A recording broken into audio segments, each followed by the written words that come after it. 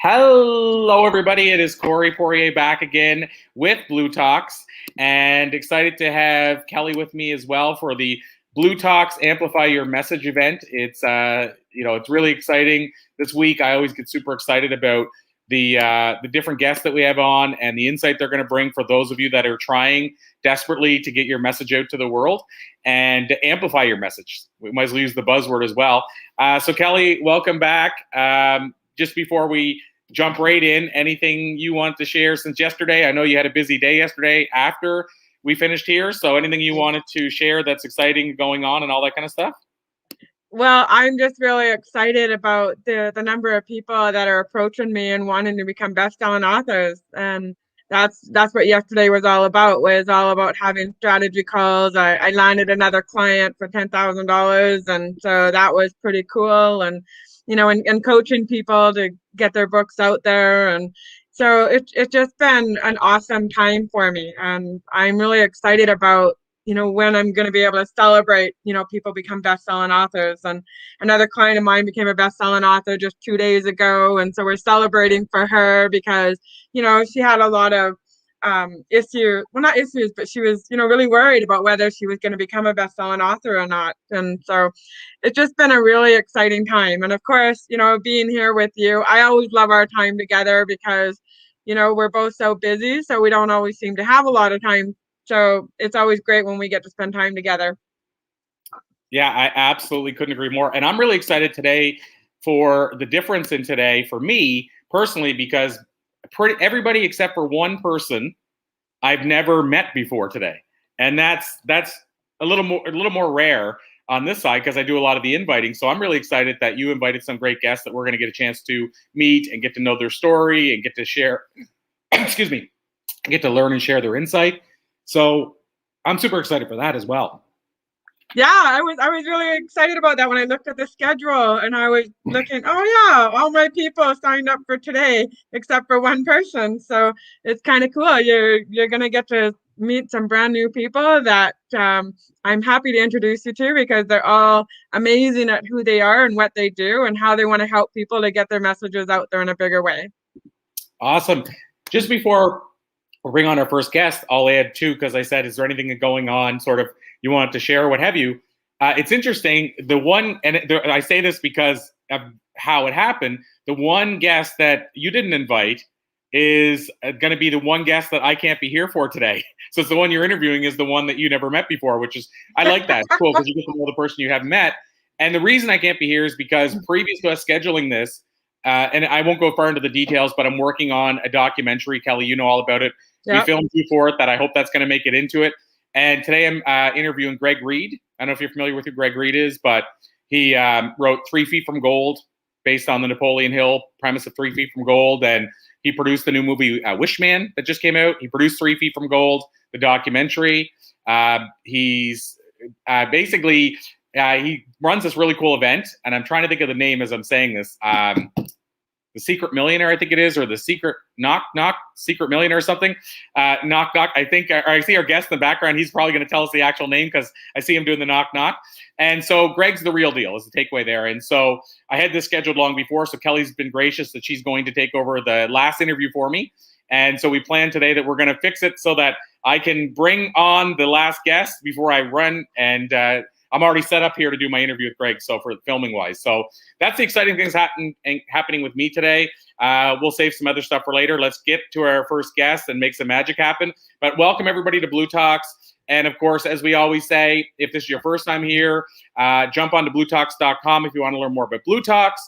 And feel free to share and comment because as we always talk about, sharing and commenting is how you win free gifts. I'm about to do the draws for the free books from our last event. And so if you comment here, I'll be keeping track of that. If you share it, that's how we decide who we're going to draw books for. So, help us change the world. Help us get the message out to the world. And so without further ado, let's bring on our very first guest. And Kelly, I'll let you welcome our guest because this is, again, your guest that you brought to us today. Yeah. Well, and I'm so excited that we have Casey here because him and I have met probably 7 or 8, 9 years ago. Casey? Yeah, it's been a while for sure. Yeah, and exactly. And so I just love Casey's energy. And what I love about him is how out of the box thinker he is. Like you can talk to him for 2 minutes and he will have your business completely turned around doing some incredible things that you absolutely never ever thought about. And so I just love him to death. And actually, remember Danella that we had on the other day, Corey? So Casey was at Danella's event doing the emceeing for that, and I was at that event also. And so Casey was actually one of the judges for the speakers competition that I won. So so it was so nice to see Casey again because again, I just love his energy and his passion for life and his passion for business and how he really wants to help people get their message out there in a big way. So, you know what, Casey, thank you so much for joining us today. No problem. Thank you guys so much for not only having me, but also providing a platform for speakers, presenters, authors, coaches, thought leaders, healers, to have a platform that allows people to workshop new material, create new things, explore sort of this medium as it pertains to getting your message out there. And I think a lot more platforms like this need to be in existence because we have so many people with so much awesome energy and awesome stuff inside of them. There is an element of getting it out. Now, hopefully we'll talk a little bit about the business of getting that out, but platforms like this are absolutely amazing. So I just want to thank both Corey and you for having me on the show today. This is awesome. Well, we love that, Casey. Thank you so much. So appreciate you. And yeah, I mean, you mentioned about talking about and diving into the business side, and we'll definitely go there. Where do we usually start, Casey? And I do this intentionally. I used to do the read a bio thing, and I found that. I'm so happy you don't. What's that? Sorry? Oh, yeah. I'm so happy you don't. In fact, I would never have sent you one. Well, and I feel like, I don't know, I just felt like when you're reading that bio, it just feels, I don't know, the lack of better word, it feels inauthentic sometimes because you're stumbling over words, and no matter how much you memorize it. I did this opening for, Kelly, you might know him. I'm not sure if you would, Casey, but Ryan Smith. He played for the Oilers, was his last team. Okay.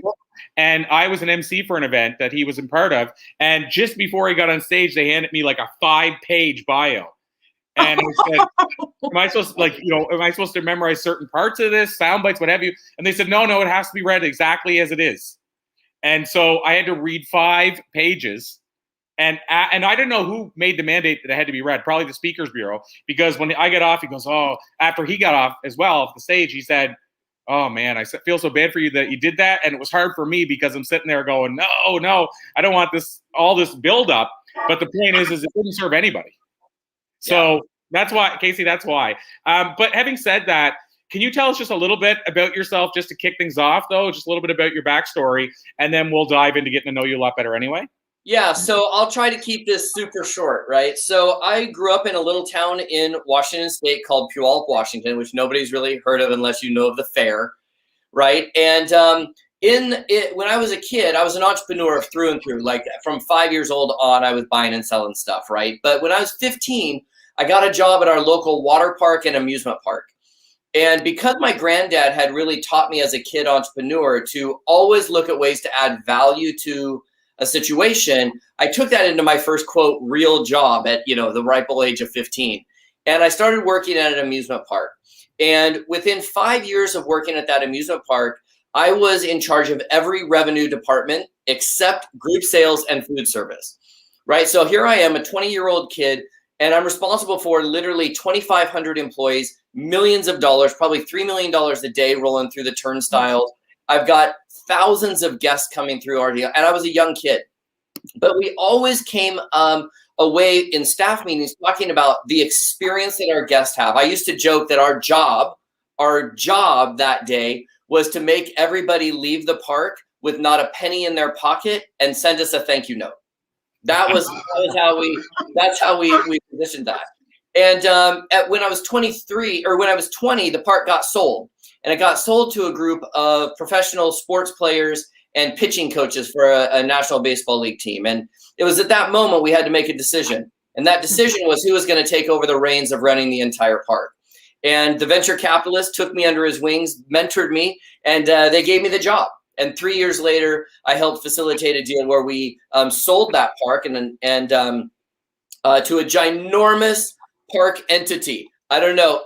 I'm not supposed to say, but it's Jase Flagos. You guys do the math, right?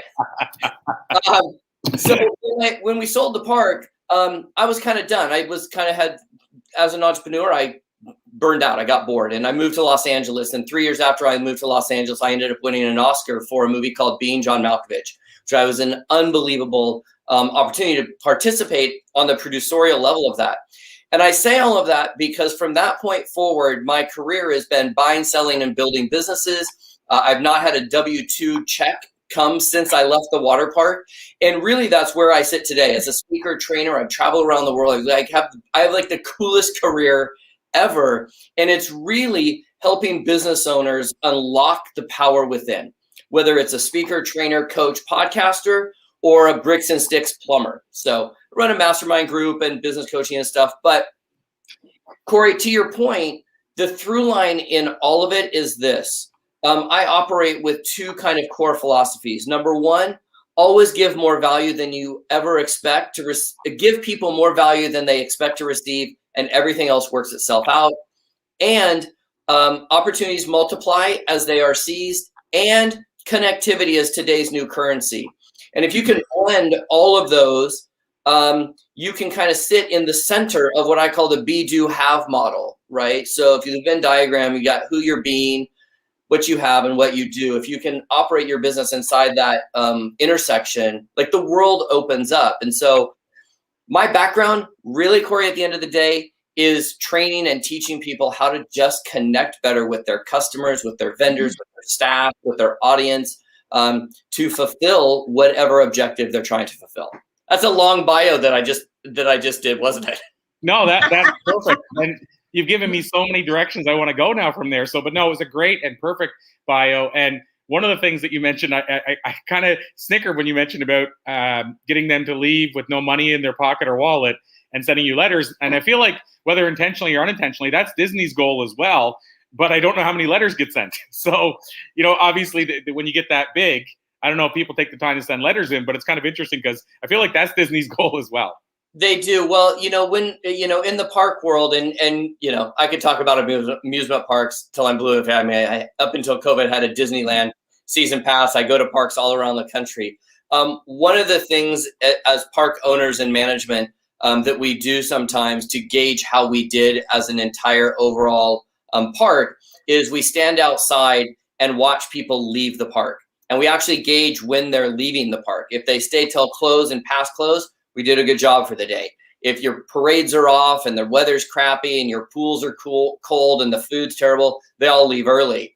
And so what Disney does is, because I know this on the inside, is they plant people outside and they're watching how many kids are coming out crying, how many kids are coming out super, dressed as princesses and still have a smile on their face without their makeup running. So there's lots of gauges. So not as many people write letters anymore as they probably did back in the day, but it's more of a general overall feeling. And I think that's relevant for all businesses, including speakers and podcasters and event promoters, is if we go into it and we only have one side of the equation, which is profit and, we're going to go sell and sell and sell and just scrape and, all this jazz, we lose the experiential side and the value side. Right. This is just because we're all speakers. So I'll share a funny little anecdote that was one of the best lessons I ever learned. And I share the story a lot because it grounds me and it even brings me back every time, because it was one of these speaker moments where it was just an absolute disaster, but you learn out of the disaster. And if you share the disaster enough, you kind of make up for the disaster that it called. So I, like you, was emceeing a ginormous event down in San Diego, about 50,000 people. And I was tasked with introducing a guy named Ezra. And I, like you, I don't like reading bios. So my kind of thing is I either do research on the speakers before they get there, which is just a tip for you MCs, or when they get there, while they're doing their sound checks and mic checks and all of that, I'm saying, like, what was your first job? What's your favorite color? Like, I'm asking them goofy questions, and then I'll just sort of ad-lib an intro. Well, Ezra is somebody that I have looked up to as a business guy. He's a big Facebook guy. He runs huge Amazon businesses. And I just was so caught up in the moment of introducing him that I introduced him, and I was like, and this guy is out there crushing it. Like, I mean, he is just crushing it. This is awesome. You guys, we're going to learn so much. Blah, blah. I get the energy all up, and Ezra comes on stage, and you could just hear him, like you could just hear his anger coming out on stage. And I was like, oh my gosh, like what's happening? And I'm thinking like, did the AV staff mess up? Is the lighting not right? Like, where did they have the wrong music? Is the right, like all those things. And he spent the first 15 minutes lecturing me to the audience. And he's like, I don't crush anything. I serve my customers. I value my customers. I value the people that are listening and clicking on our ads. I don't crush them. And I was like, oh my gosh, because I come from the land of transformation. And so language and transformational distinctions are really important to me in how I run all of our businesses. And I was like, wow, that was the lesson of the century, because sometimes when we use words like, who's your target market? Well, I don't know about you. I don't want to have a target on my back.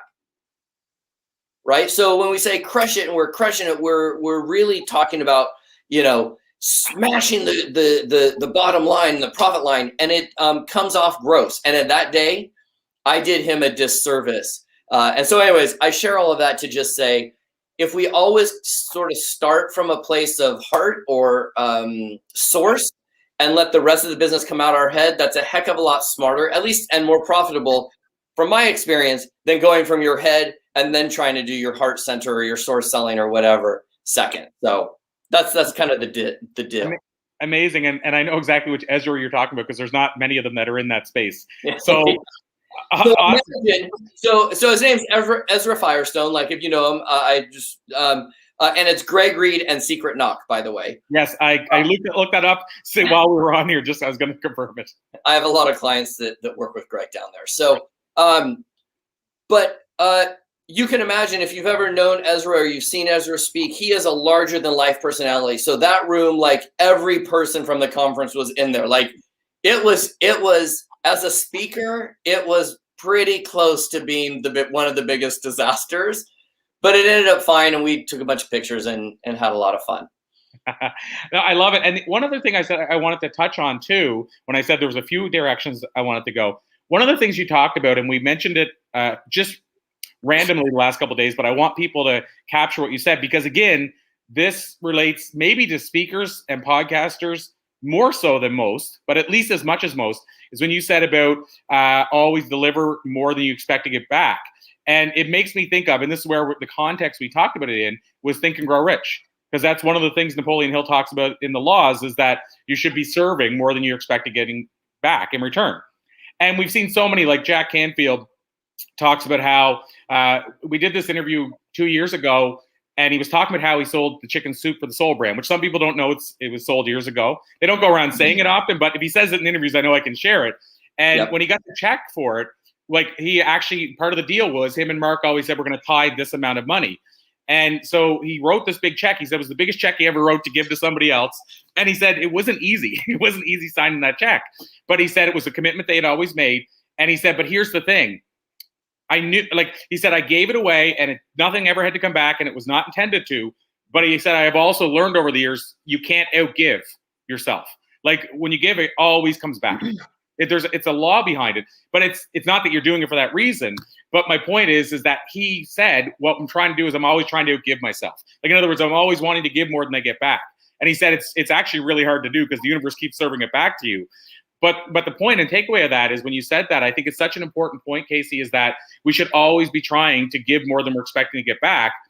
And I think as speakers and as podcasters, if we do that and we're focusing on the audience receiving rather than our applause, we're going to have a welcome audience anywhere we go. So I just want to highlight what you said there about giving more than you're expecting to get back in return. Well, and I'll tell you, Corey, I mean, I think this is, as a speaker, this is really important from my perspective, right? And I've just coached and trained a bunch of speakers and podcasters and authors. And at the end of the day, there's kind of 3 maturity levels. And I think a lot of times people here give more value and they overthink it, right? So when I was 5, like I'll give you an example. When I was 5, my granddad ran an antique store, and he told me I could keep whatever he did, whatever I sold, but I had to give more value, right? So to make a very long story short, these 2 ladies came into this antique store, and they bought this thing called an insulator, which is this dense piece of glass that sits on the top of an electricity pole. You can't break these things. Well, I was 5, so I wrapped it in newspaper, wrapped it in bubble wrap, put it in a coffee tin, put it in a bag, wrapped that bag again. And then when the ladies, so it was $2. So they bought 2 of them, it was $1 a piece. So I got to keep $2. Well, I literally took those ladies and walked them out to their car, opened the door for them to the store, walked them out to their car, opened the driver's side door. The lady got in, squeezed my cheeks, whippersnapper, you're amazing, whatever. Walked to the passenger side, opened up the back door, crawled in the back seat, and seat belted this package into the back seat. And then I opened the door for the lady on the passenger. Well, she opened her purse and tipped me $20 for being so polite as a little kid gentleman. That was the moment I got it. I did nothing but make somebody feel special, and I made 10 times the amount of money. That is at its core what we talk about when we say add value. When we're adding value as podcasters and as speakers and as authors, number one, if you have to tell people you're giving them value, you're not doing it right. That's just number one, right? Number 2 is understanding that there are 3 levels of maturity. And I think this goes for authors. I think it goes for speakers. I think it goes for podcasters. I think it goes for thought leaders. There's 3 levels of maturity. Level 1, when somebody's brand new, they are still under the illusion that this is about them. This shows up as I'm awesome, I'm awesome, I'm awesome. Look at my dog and cat and my kids and my family. I'm going to spend half the time talking about me. That's why I hate giving a bio, because it's like nobody cares what I did. They only care how they're going to have a transformative experience by being here. So what I did in my past is somewhat irrelevant, other than it's a bunch of funny stories, right? But they say, I'm awesome. They got slides of their forest and their pond. And then they show them on a Lamborghini, which they probably rented. And they Photoshop themselves on a helicopter with sparkly propellers and all this jazz, all to satisfy that inner need of like, look at me, I'm awesome. Well, those folks get broke really fast because the promoters don't have them back. The promoters don't have them back because people don't understand that the promoter takes on the risk. So our job as speakers, promoters, authors is to make the show promoters and event promoters feel amazing, right? And so they get broke. Then it turns into my program's awesome. My program and my product are awesome. My program and my product are awesome. They're both awesome. You should buy my stuff because I'm so awesome and my program's awesome. So I'm just going to keep saying it 18 trillion times. And then I'm going to tell you that I gave you value and you should go buy my stuff, right? So there's another word for that, speaker. That's broke. Right? They then become affiliate marketers. So then it moves to the level of maturity where the Les Brown is, the Greg Reed is, the great orators of our time are. And that is when it truly becomes about the audience. What does the promoter want the audience to walk away with, and can we deliver it in the context of how we present? Right? And maybe we are the promoter at the same time. But it's really important to understand that at the core of what we do, getting your message out, like this is where I think this is where Kelly was referring. Like I kind of go out of the box and I get sometimes a little off the reservation a bit. But getting your message out, I got to tell you guys, nobody cares. It's not your message to get out. It is the audience's message to receive. Mm-hmm. Right? And so context always prevails in the sense that if we deliver for the promoters what they want the audience to walk away with, everybody wins. The audience wins because they have a transformative moment, whatever that is. Take action, jump up, scream, yell, buy this stuff in the back of the room, take a break, whatever. That's when we really, truly at its core, make it about the audience. And when, as speakers, when we can truly make it about the audience first, everything else falls into place. And Corey, that's what I love what you do. Like even talking before we jumped on here, it was all about like, I want to provide these platforms for these groups of people, and we're going to do everything to provide as many different platforms for people to get their message out. And you've done a great job of partnering with people like Kelly and Greg and all of these folks to bring all of us together. That's awesome. Our job, you guys, if you're a guest on here or if you are one of the speakers or you're one of the promoters or partners, your job, our job here, is to help anybody that's listening have some kind of transformative moment in their business or their life. We do that with that philosophy the whole time. And the game of speaking and the business of speaking and podcasting and event running actually becomes a noble profession and not some kind of sleazeball thing that goes down the ladder. So, Corey, I just want to say to you and Kelly both, thank you for propping up this platform and bringing on quality folks that really truly come from that space. So it's awesome. Well, again, Casey, so many directions I want to go from there, and I so appreciate you. Thank you again. And I'll add something you said there, and I've only shared this one other time. So when I say this, it's kind of a catch-22 because you don't want it to come across as, to your point about look at me or anything like this. So I'm not sharing the story about for my sake, because again, I've only shared it once. I think Kelly's maybe was on the only other time I've shared it in my life. But you mentioned Les Brown, and just to validate what you said and to demonstrate to people how far that goes, Les Brown is a guy that, he's accomplished a lot. He's changed and transformed a lot of lives. And like a year and a half ago, maybe a little more, it was pre-COVID, I did an interview with him, and he had just flown in, and this speaks a lot as well. He had just flown in from New York. He had to go on a 2-day notice trip to New York, flew in on the red eye to get back to do my interview without any sleep. And he's, 74. And he made it about me and about the audience that was going to hear this interview. But he said one thing when the camera was rolling, and it wasn't intentional, I was shutting stuff down. And that part, I made sure with his business partner I could use it. But he basically said, I can tell when I'm in the presence of greatness. And it's not to do a me Inc. thing, but at the end of the day, it's just I'd say to somebody, this is what your interview, hopefully this is what I'm doing in your interview, that you're going to feel this way after it's done. But the thing he said when the air went off, which is the camera went off, which is the only other time I've said it, was once in the past on this event, was he said, 2021 and 2020 is going to be your year, my friend, because you reek of love. And now when I say that, Casey, I'm not going to say I do reek of love. I'm not going to say whether he's accurate or not.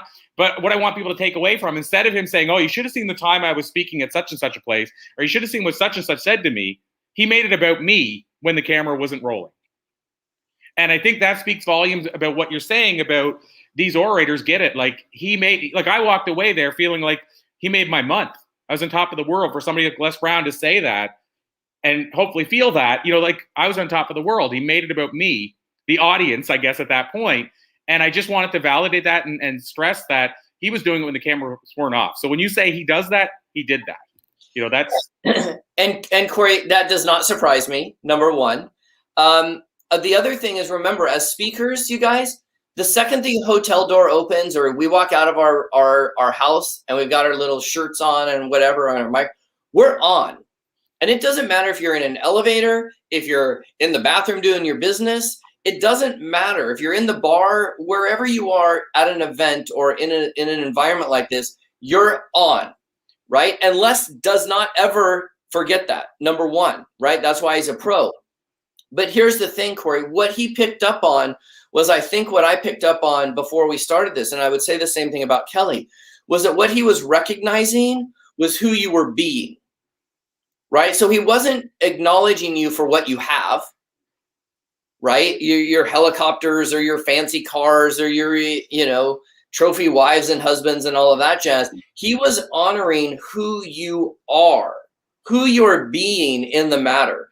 And when we recognize that whoever is in front of us does have greatness within us, right? And we can recognize that and tease and pull that out of someone and then recognize it back to them that they matter.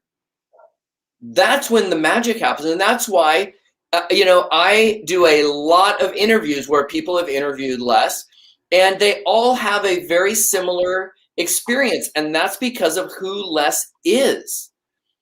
And so it's interesting, when you look at the sort of the thought leaders of our time, the Gary V's, the Grant Cardones, the Les Browns, the Roland Frasers of the world, that group, if you really analyze and look at them, yes, they all have businesses, but the business is almost secondary. One of the things, Corey, and Kelly has seen me do this at a gazillion events, is I always ask people, I'm like, Who's the most powerful woman in the world? Like first name that comes off the top of their head. 100% of the time, it doesn't matter if I'm in front of 25,000 people or 2, it's always the same person, Oprah Winfrey. That's why I put the O up. Yeah, has not been on the air for 20 years, right? And when I say that, people are like, wait, what? And I'm like, look, you have queens, you have politicians, you have Beyonce, you have Lady Gaga, you got like all these big, larger in life things. At the end of the day, it all comes down to Oprah. Well, what does she sell? She sells influence, but that influence is designed and architected to make the audience feel like they are sitting in her chair right next to her, just having a conversation with their girlfriend, Oprah. And even though people will look to her as some shiny, celebrity, like, oh, whatever, at the end of the day, if you're around her, you're sitting in her chair, you're being interviewed by her, her magic is her ability to disarm her guests and really have them speak to her audience because she positions herself as one of the audience. And I think as speakers, when we really look at who we want to emulate, if you want to look at the greats, you don't really even know what Oprah does. Like I ask people all the time, like, what does Oprah sell? What does she even do? And people rattle off, and a few people know she owns Weight Watchers. A few people know she has her own network. But at the end of the day, most people don't even know what she does. Right? To me, that's the mark of a great businesswoman. Right? What is Les Brown's business? Nobody really even knows. What is Jack Canfield's actual business? Nobody really even knows. What is Arnold Schwarzenegger's actual business? Nobody really even knows. What is Roland Fraser's actual business? Nobody really even knows. Yet these are some of the most profitable and rich entrepreneurs of our time. And what they've really done is they've been able to become deliverers of amazing messages that transform the audience. And like I said, if we can get our speaker group and our peers to all come from the place where you and Kelly are coming from, we just have a much stronger peer group that can turn the tide of, when I hear somebody say, like, it just breaks my heart. And I know I'm talking a little too much, but, I hear somebody say, oh, well, that's just a pitch fest. Well, what that really says to me is that audience member has been to events where the speakers have made it about themselves and their profit. Right? And that gives them a bad taste. So now the 3 of us on here, as well as the audience here, now we have to overcome an already negative stigma because of somebody that came before us that didn't do the best job maybe of adding value, right? Like I go to multi-speaker events. The first one I ever went to, this was way back. It was a real estate event back in the 80s. I'd never been on stage. I had been on stage, but not as a speaker. I never understood. I walked out. I bought every single speaker's stuff at that event. I didn't even know what. I was like, wait, this is awesome. It's a limited time only. I got to get it before the break. We walked out having invested $90,000 in programs that I wouldn't trade for the world. It was the most valuable investment we've ever made on a bazillion different levels. Did we use everything? No.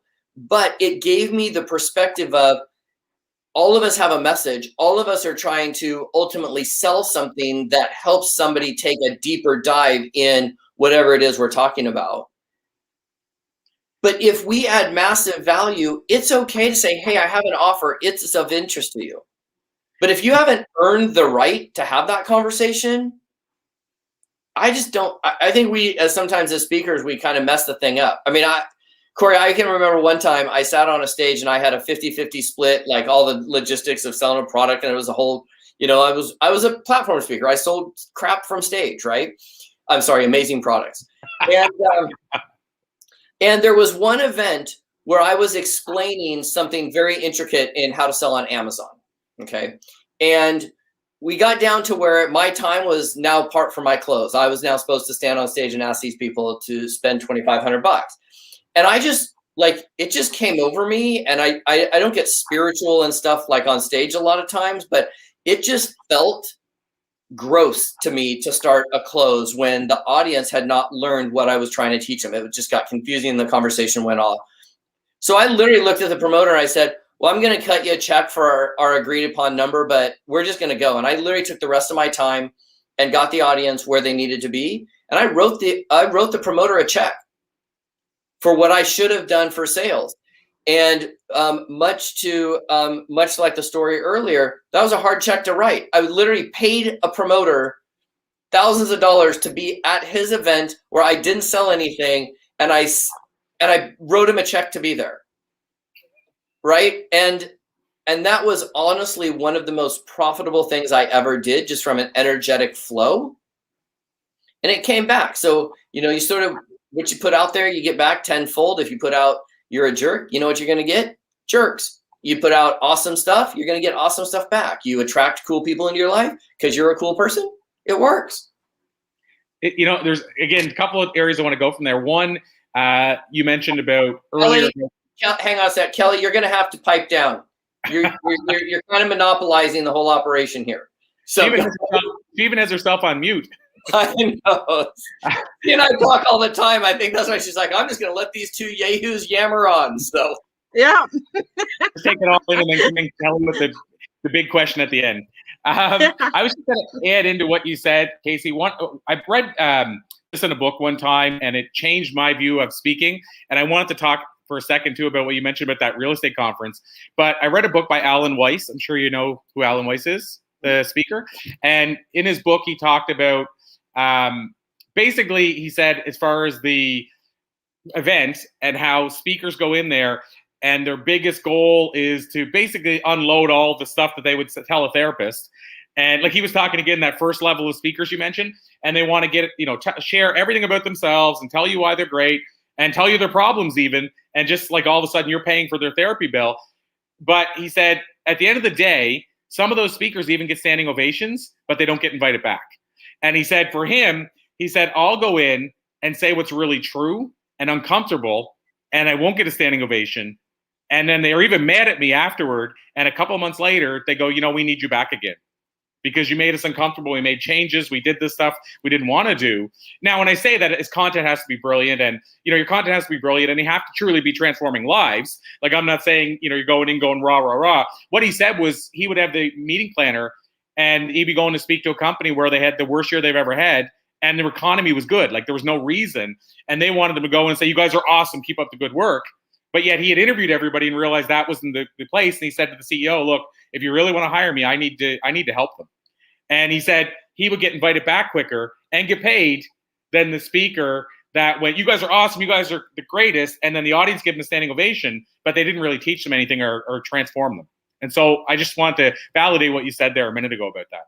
Well, and yeah, Corey, and in that particular case, I think this is one of the things that a lot of us as speakers miss. Right. So number one, I don't know about anybody else as a speaker, but I don't get hired by other speakers. I get hired by promoters, producers, and event planners. Right. So if I'm out networking now, I have it's not that I don't get hired by other speakers. I get referred by other speakers to events, but the person writing the check is the event promoter, producer, podcaster, or whatever. It's our job to make sure that we actually deliver what they sold their audience on. Right. So if that manager hires a motivational speaker because they want to increase sales, and that person comes in and it's like rah, rah, rah, and it doesn't increase sales, then they haven't delivered on their objective. But if the guy comes in there and goes, look, I can rah, rah this, but I really need to help these people generate more sales for the company, that's the person that's going to get asked back because they're actually, literally one of the things, this is just a speaker tip for you guys that are whatever, maybe you're a little bit newer, go ask the promoter ahead of time who their audience is and what hole they're missing that you can help fill, and then talk around your presentation into that, right? Go buy the books of the other speakers there and walk in and have the speakers sign their own books to your friends, even if you resell them on eBay. It doesn't really matter. But you walk in to an event with an armful of books from all the other speakers as a speaker and have everybody signed. Do you know how many times you're going to get mentioned from the front of the room? Let the room collectively in group thing, sell everybody else on how awesome you are. You don't need to tell them, right? And the other thing, and I'll throw this in there, Corey, just on a going back and forth kind of tit for tat thing. You guys create your own stage. This whole idea where I've got to go get all of this stuff and then I've got to go I got to get on stages. Like if I could eliminate that from people's vocabulary as speakers, I would, right? Because the way to get on stages is to deliver the goods. It's not a one sheet. It's not a sizzle reel. It's quite frankly not a best-selling authorship. That all goes to validate why you deserve to be given the shot. But our job, go create your own stage and your own platform and then leverage that, right? So start a podcast and get practice, get really good at it. Then you bring on Kelly and let her talk about how to make best-selling authors. Now, here's what's really cool about becoming a best-selling author. In today's marketplace, we kind of need that. You may not get rich off of selling the book itself, but you're going to get invited places that you would otherwise not get invited because you've worked with Kelly and you've become a best-selling author, right? If you've never been on a podcast, my goodness, go start one because you're going to really suck at it for the first 50 interviews. But what you can do is suck at it by hiring or bringing on guests that are going to make you look good. And you can do stage swaps or podcast swaps. Like I run a group of meetup groups. I've got 60 meetup groups, about 70,000 people in the portfolio. And we use it as stage swaps all the time. If Kelly comes to me and says, hey, I want to I really want to get on one of your meetup groups. I really want to do speak to your audience. I'm like, awesome. We'll put you in a meetup group. We'll put you in front of, we've got 60 groups. We've got 5 categories. Are you health and wellness? Are you business mentorship? Are you cryptocurrency? Are you into cannabis investing? Like, what do you want? I've got a whole portfolio that I can deliver that audience right to that speaker. Well, what does that do? It's law of reciprocity. Like we're back to the basics. Law of reciprocity. If I have Kelly come on my event, Corey, I have you come on my event, there is all things being held constant. It allows me to get to know you better backstage. It allows me to get to know you on camera. It allows me to push your message out. It allows me to get into your networks. It allows you to get into my networks. And ultimately, you know who you're going to have? There's a higher likelihood you might invite me to come speak at your event, right? So you guys create a stage of yourself and then start leveraging those stages. And I mean, it's open. It's open. But if you're like sitting there and you created all this stuff and you're like, okay, time for me to get on stages. I promise you, when you do that, you're going to get on 2 different types of stages. Number 1, you're going to get on the stage that message works for that promoter, which means they're probably new, right? So don't expect a 5,000 person audience. This is not one suggestion, right? And then the other group that you're going to get is people that you pay for. And you sponsor, and you write a check for $20,000 to be on their stage. They'll give you an hour. They will cash your check. You will keep your sales, and away you go. So when you say I got to get on stages, you need to be able to clarify, am I going for a sponsorship? Or am I really working on connecting with and building relationships with the people that are actually out there hiring? The Kellys, the Coreys, the TNC production board, the event staffs at these places. And when you show up, just be cool. I love how you say that, Casey, because, so many people come to me and say, well, I want to be a speaker and I want to be an author and I want to get my message out there and I want to be paid to speak. And yet they haven't even earned the right to be paid because they haven't even gotten on the stage one time. And so when I say to them, hey, go get on podcasts or go do summits and, go get out there, they're like, well, yeah, but I want to be paid. And I'm like, that's the thing. That's the thing. I want the world to be made of blue cheese, but here we are, right? I'd like to have not spent the last 400 and some odd days in a box, right? But at the end of the day, you said it specifically, it's earning the right, And this is if I could eliminate from speakers the cliche, I got to get my message out. And let me tell you why, for me, that's a challenge. You've now made it in category 1. It's all about you. Mm-hmm. It's not about the audience when you say, I got to get my message out. I got to get on stage. I want to be a speaker. I mean, look, guys, let's face it. The 3 of us here, if you're listening and you're a speaker, trainer, author, podcaster, I'm going to speak truth to you right now. Let's face it. We are just rock and roll singers who can't sing. We are props that eat, right? Like let's not overthink this, right? We are a cog in a wheel of business. But when you become the WD-40 and the grease and that helps that wheel and that audience being the wheel better their lives, that's when things changes. Like I can sit up here and give you the list of all of the stuff I've done and all this. Do you care about that? No. You're like, oh, I wonder why he's wearing a shirt that has sunglasses on it, and who's the artist that did that? I know the guy must be into Disneyland because he has Disney ears back there. And what's that picture, right? What's that picture that he's got down there? Why does he have a picture of Charlie Sheen down there? Like none of that stuff matters. What matters is can we have the audience have an experience? It has nothing to do with me. It has more to do with you two because you hired me, right? In the sense of the word. But this is really about whoever's listening, whoever's taking the most valuable asset they have, which is time, and plugged in, right? And listened and hung out with us. And the more we can deliver,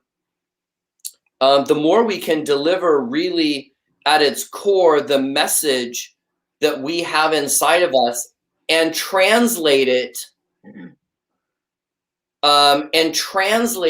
to how the audience feels and takes in that stuff. It's amazing. Like I see Jase is commenting private backstage. You guys, I'm guessing Jase is up after me, and you guys, if Jase is Jase up after me? Yes. Okay, let me tell you how to let me just show you guys how to get hired on stages, right? So Jase runs World Class Speaker. He's absolutely amazing.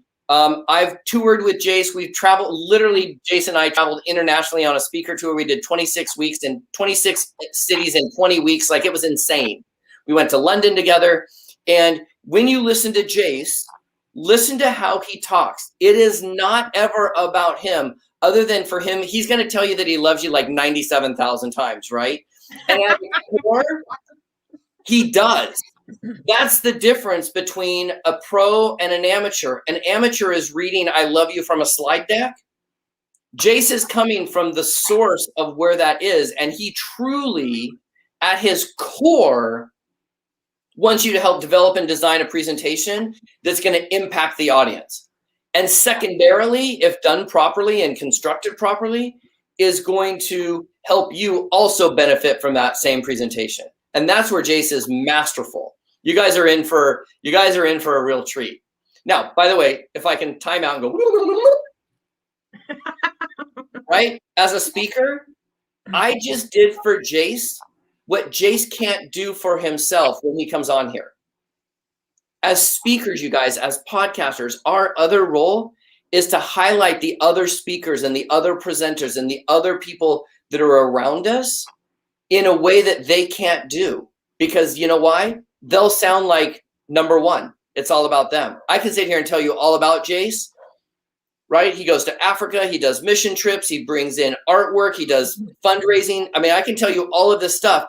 From me, I'm just some guy you guys met like this morning, right? But I can set up Jase way better than if Jase comes up and goes, well, let me tell you what I can do. And let me tell you, he pulls up scrap decks and he's got to make other people feel amazing, right? It's why Kelly does her program. Corey, it's why you have these platforms, is you're giving people a place to help each other and prop each other up. And I just, lastly, because I know we're probably rolling at towards the end here.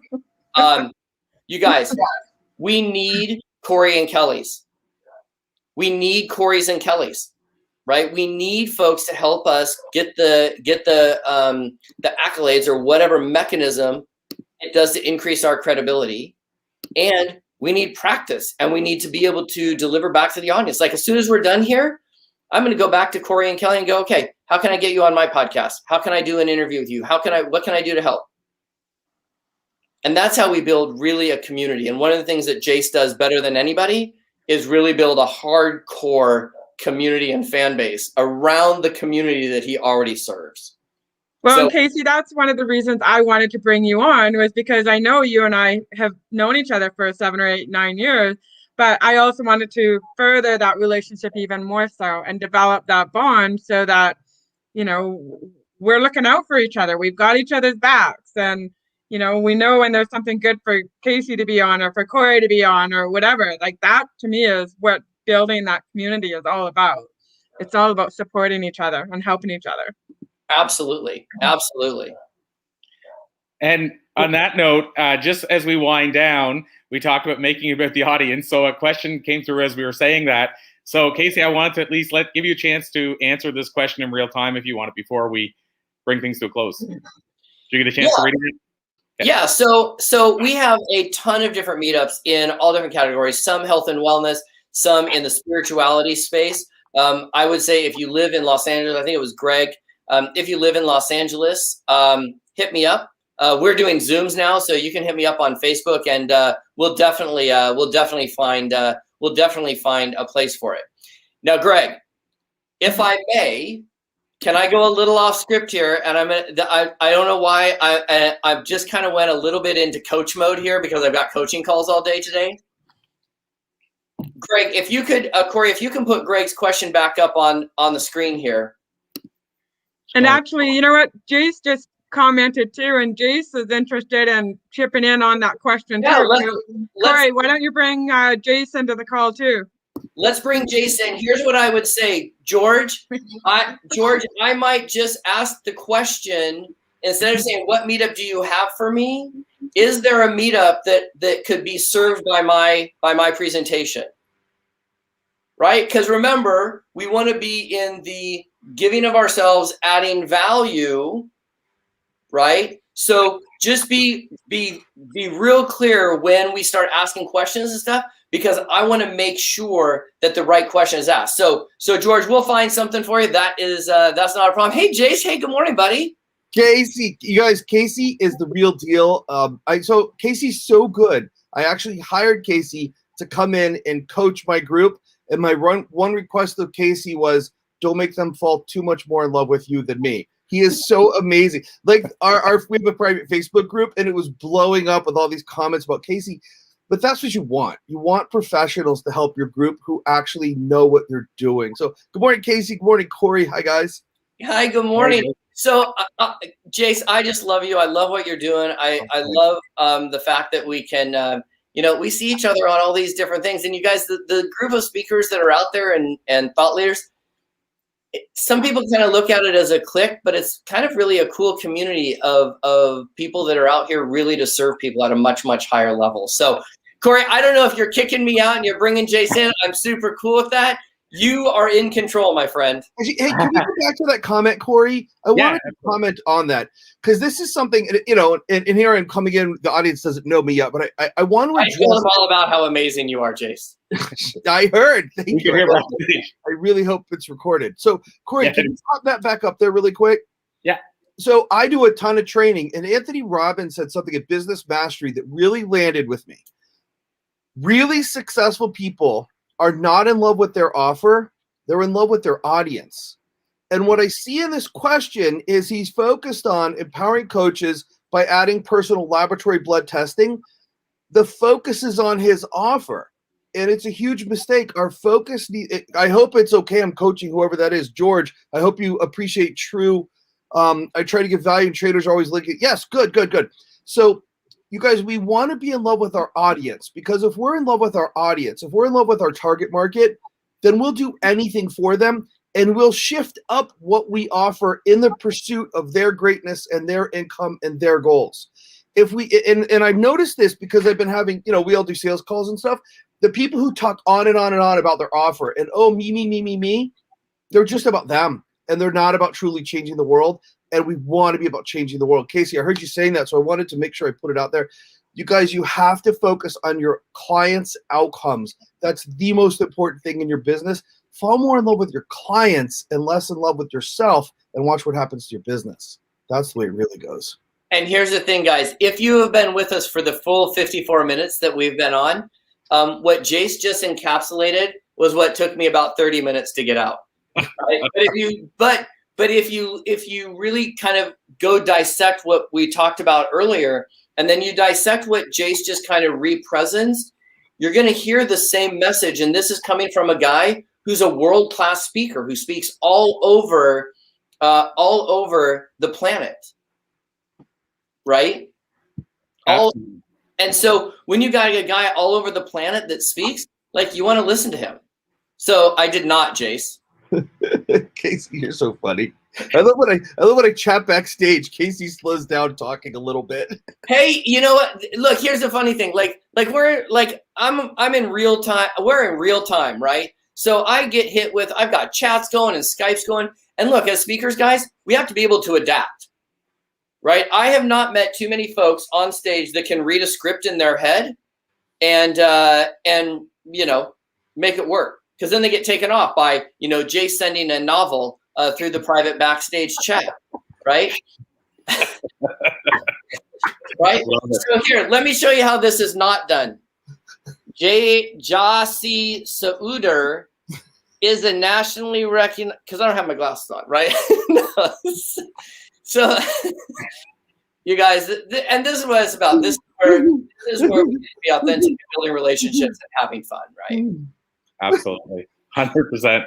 Awesome. So basically, Casey, I'll leave it up to you if you want to stick around, but Jase is going to do a presentation. I believe, right? Am I correct, Jase? Yeah, I'm gonna jump out and I'll go watch Jase's presentation. And the reason why is I don't want to have anybody in the audience have one minute possibility of getting distracted when they get to hear this conversation between Corey and Jase. Well, right? actually, I think even Jase is going to be presenting, so Corey's going to even go backstage. Oh, I think. and that's even better. Gang, here's the scoop. I will just say this. As a dude from the audience, Jase is just the real deal. He is just the real deal. And he speaks and trains some of the best, brightest, most profitable, heart-centered, source-centered, business-centered speakers on the planet. The dude works his butt off. And when I say he works his butt off, I don't mean that he's actually working. He's being invited. The reason I was invited to come present at his academy was because he was off doing something else. The dude works all the time. And so when a dude works all the time, it's probably a pretty good indication that you're going to have a notepad and you're going to use your pen, and he's going to give you a lot of writer-downers. Oh, thanks, Casey. Right. So with that, I'm gonna bag out. I'll let you guys go on. Jase, I love you, buddy. Love you, Casey. You're the best. This is what you're doing. Corey, thank you. It's been absolutely awesome. I know I'm sure we went over time. It's all Kelly's fault. She talked too much. Yeah, So you guys check out Kelly and Corey's programs. Corey, thank you so much. Jase, have a great presentation, buddy. And Thanks, I will talk to you guys later. Thanks so much, Casey. Appreciate you. Okay, ciao, guys. Awesome. Thanks so much. So Corey, I don't even know if we need an intro after that. I don't think we do, because I think Casey definitely shared basically a great deal about all the great work you're doing, but also a bit about your background as well. And I mean, of course, the other side is World-Class Speaker Academies right on the screen, so people can see that too. So I feel like your bio has sort of been done for you. Yeah, I think so too. So, Jase, did you want me? What I can do is I can give you the floor completely and let you dive right in. Okay, sure. If that was okay. And just to give you a heads up, we probably have around 30 minutes at this point, just to give you a feel, 30, 35. Is that doable? That's tough. Okay, well. And I hate to give people expectations of time. All right, we'll go, and I'll give you a cue backstage, and we'll see what we can do. Cool. Yeah, and I can I'll just hit the highlights for you guys at home, like the most important things. So yeah, we can do that. And here's what I want to talk about, Corey, if this sounds right for you. I caught the flow. What we're talking about is how do we really get paid? And I caught you guys talking about how people think the money is in, I'm going to get out there and be a keynote speaker and I'm going to get all these checks. And frankly, I don't want to wish that kind of lifestyle or low pay on anybody. So Corey, if it's okay, what I would like to talk to people about is how to truly get 5-figure paydays every time you speak. So I'm talking about $10,000, $50,000 from a 1-hour speech, plus maybe having a coaching program so you can actually make a lot of money and truly impact the world. So if that's all right with you, that's where I want to focus. Yeah, no, that works perfect for me because with this event, we've been running this event now 6 months. It runs basically pretty much every month. So we've done almost 6 of them. And I love anything we can cover around helping people get their message out to more people, impacting more lives, getting paid to do it, because at the end of the day, it's not sustainable if you're doing it for free. So my answer is to that, Jase, yes, absolutely. That's perfectly aligned. Awesome. Because nobody else has covered it yet either. So I even love it whenever it's not something everybody's covering. So yeah, that's perfect. And I'm just looking here to see, George made another comment after that. He said, it must create credibility in wellness coaches so they can reduce disease burden. And then he asked if I could make an introduction to you and Casey, said these 2 fantastic people. So thanks, George. We'll try to facilitate that later. But yeah, so I'm going to jump backstage and give you the floor if that's cool. Am I able to put comments on the screen if people ask? I don't think so. I can put them on. I'll be backstage. I can put them on. Okay, cool. So cool. If I see, thanks, Corey. Yeah, no worries. And I will say I'm going to look at the other platforms too. We're broadcasting on 14 different places, and the thing with StreamYard is it only seems to let the comments come from the first 1 or 2. Yeah. And so I'm going to jump to the other ones if I see comments I think I should share with you as well. Oh, very cool. Yeah, StreamYard has its pluses and minuses. And hey, this is really so I follow a template, you guys. I follow a structure so I can have success every time. And typically I would acknowledge Corey and Kelly a little bit later. But Corey, I just want to say you're doing such great work and you're making an impact and you're helping people know the truth behind speaking to make money. And I just want to acknowledge you and Kelly for putting in the time and energy, because working with speakers is like herding cats. You get scratched up. There's fur everywhere, a lot of ego. And just you guys are serving so heartlessly. I just want to acknowledge you and Kelly. Thank you for what you're doing. Well, thank you so much. That means the world to me. You just made my day again. So thanks so much, Jase. And Kelly may or may not be back in time for the end. She had one thing she had to do with a client in between. So she may or may not be back. So you may get a chance to say hi. Okay. We'll see what happens. Cross our fingers. Cool. So let's jump in, you guys. If you're watching, grab a something to take notes with, because we are going to dive in and go fast and furious. And we are going to show you a lot. So let me get this puppy rolling. So I got some questions for you. And if you're watching at home, my request is really take this on you could hear me and I could hear you live. So do you want to make more money? Let me get this pulled up into the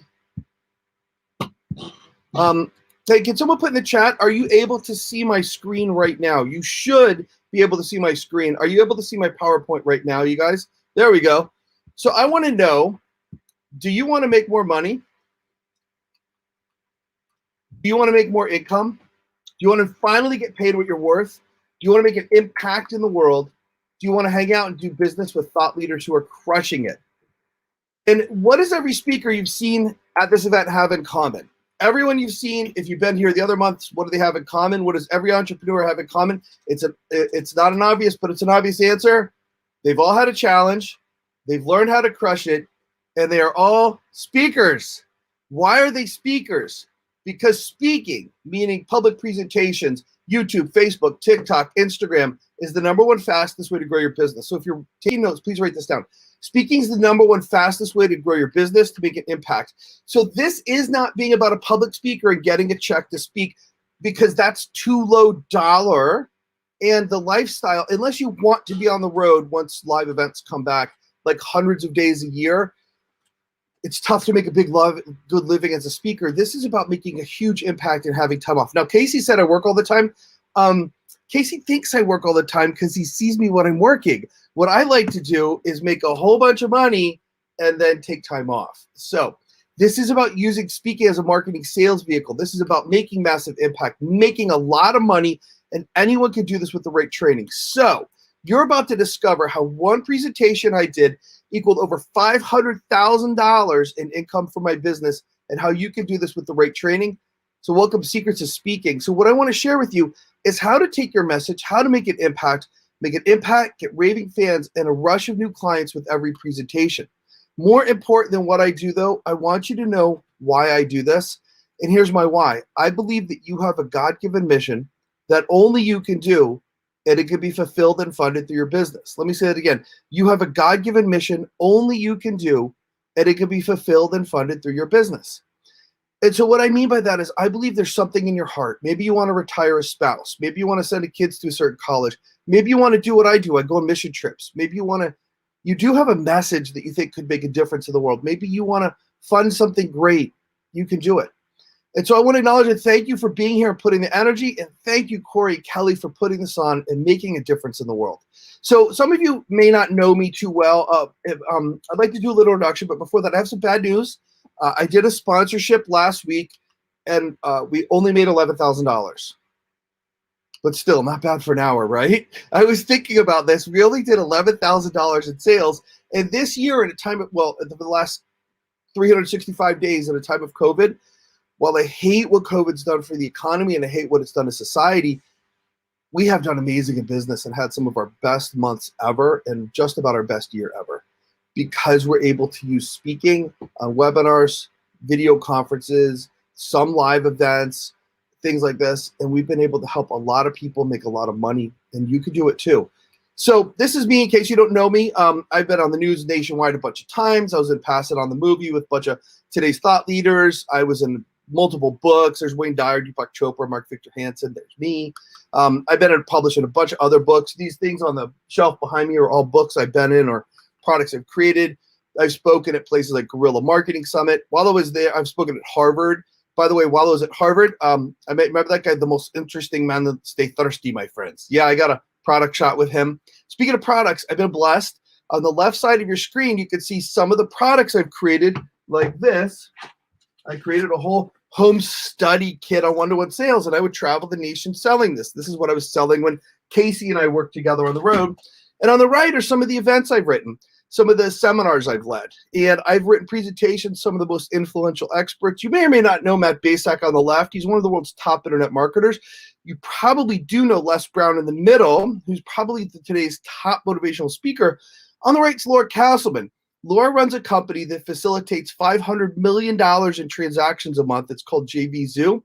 She's the CEO, and I love to highlight women who are successful and they're at the main table. So I'm blessed that I have this great life, and I'm able to give back because I know how to make a lot of sales. So one of the ways I give back is this. Upper left, I'm in Nicaragua.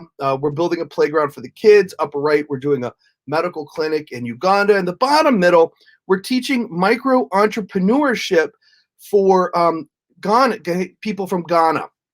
And the other way I give back is this.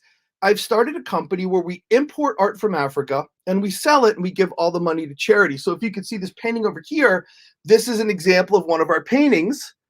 And what we do is I import it, which helps the artists over there who are starving because there's no tourism in a time of COVID. So they get to finish the house they live in. They get to pay their workers. One guy teaches other people in Uganda how to make art professionally. He's got his own school.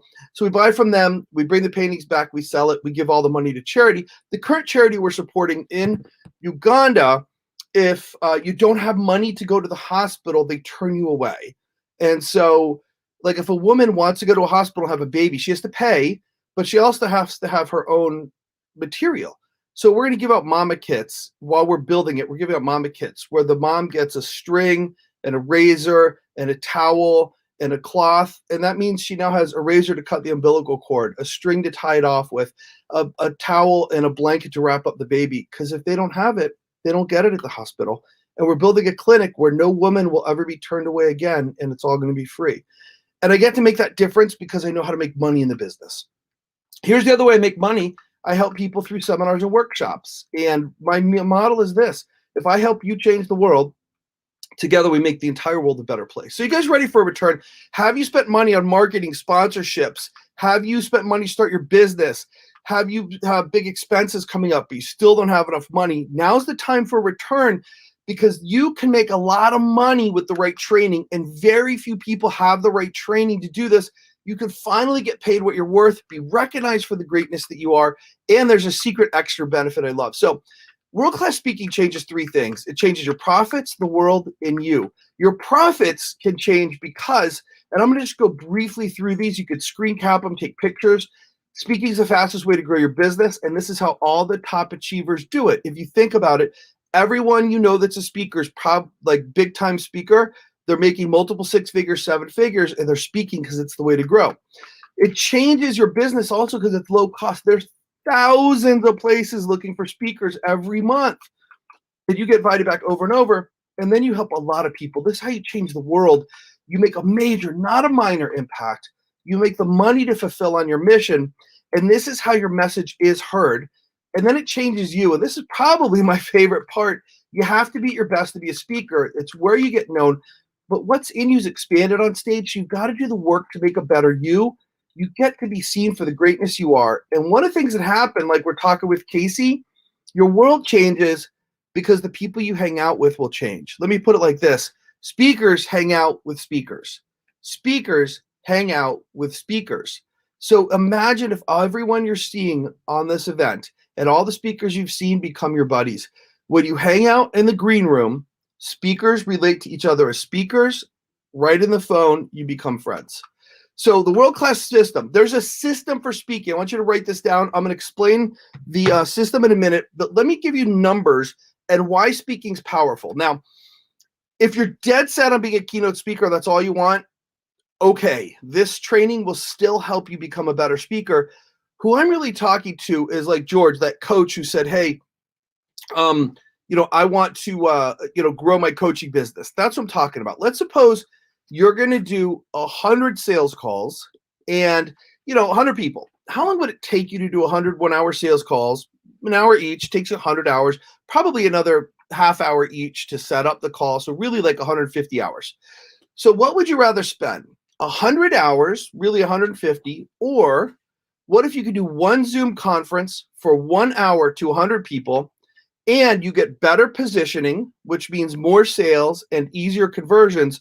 So maybe you have 30 sales calls booked, you make 10 sales at 5,000 each and you do $50,000.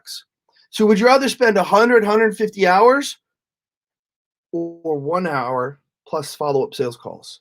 Then you make easier sales. Leveraging your time by speaking makes you a lot more money, a lot faster. So people buy stories, not stuff. They buy the stories you tell and the stories they hope to tell when they buy your stuff. So here's how our story begins. This was me in 2001. This is how I got into speaking. My life sucked.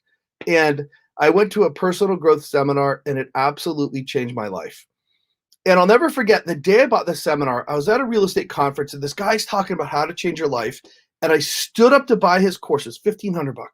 And my mom was with me and she grabs my jacket and she sits me down and she goes, "You're not going to buy it, are you?"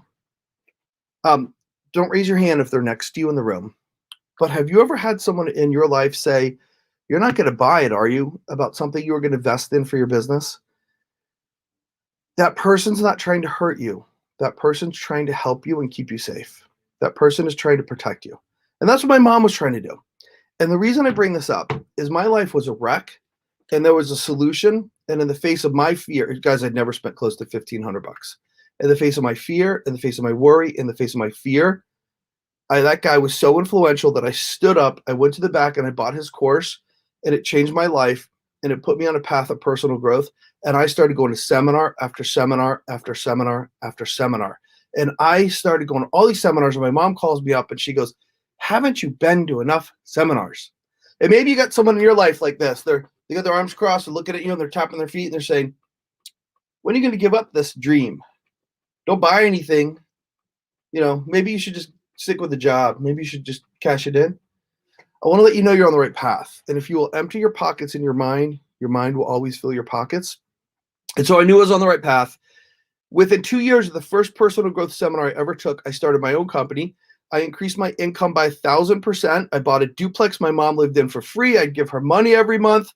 And my mom, I took her on the first class vacation of her life. We pull up to this resort in Mexico, and here we are where they greet you with a drink as you pull up. And now my mom has a new question. She calls me up and she says, "Hey, when's your next seminar?" So I want you to know it pays off. Being a seminar junkie pays off. I also want you to see something. August 2005. I've been doing this a long time. Next year will be my 20th year in the personal growth industry. I hope I look young. I'm 51 now. I think personal growth keeps you young. So we just entered our 18th year of doing events. Next year will be my 20th year as a coach. And I wouldn't be here. And we wouldn't be here if not for a speaker. Literally, I wouldn't be here if that speaker didn't change my life that day. But we wouldn't be here if Corey and Kelly weren't using speaking, which is leveraging one-to-many to put on this event. So we're here because of a speaker, and it's your turn. It's your turn, and it's your time to take your place in the line of people who make a difference in the world. And when you do that, you make a huge difference, you change the world, and you make a whole lot of money. So let's jump into how to do this. I went through a really hard time, so you don't have to. And here's what I learned. Hey, babe, will you text Kelly and see how we can watch so you can see if there's any chats? So here's the formula. Write this down. CC times DD times Y. By the way, I'm checking my girlfriend, Betsy, over here. CC times DD times Y. I'll explain it in a minute. So my first time selling, I did 98,000 in sales. It was awesome, but I had no idea what I was doing. And other times I made no sales. And that doesn't mean no dollars. That means negative. But what's worse, word spreads. If you bomb, word spreads, and it costs you other stages. But what was worse than that is I had no idea what I was doing wrong. And so during this time, I spoke at a stage, and I sold nothing. And it was the second time I didn't do too good on the stage. And the guy sends his assistant to take me out to dinner. And I'm like, oh, they're going to give me a pep talk.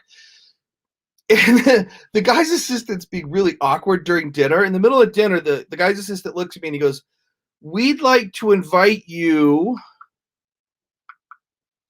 not to come back. How would you feel? You're putting your heart into it, and they invite you not to come back.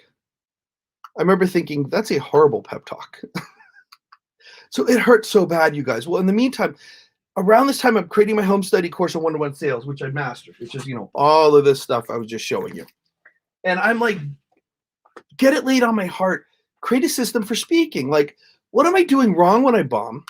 And what am I doing when I rock?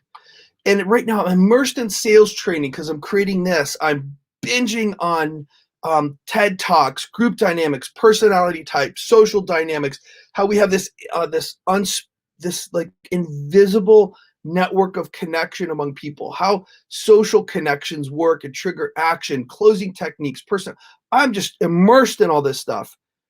And so I learned that if you want to make sales from speaking, one, you have to be great at one-to-one sales. On top of it, you have to layer the skills of one-to-many. And what I learned is you have to flip on the psychological switches in your audience in the right order for the light bulb to come on and to get a yes. So if you imagine there's 10 light switches, if they all have to be on for the light bulb to go on, if you leave one down, the light bulb doesn't go off, you don't make any sales, and you have to get them up in the right order. Really, there's like 27 switches.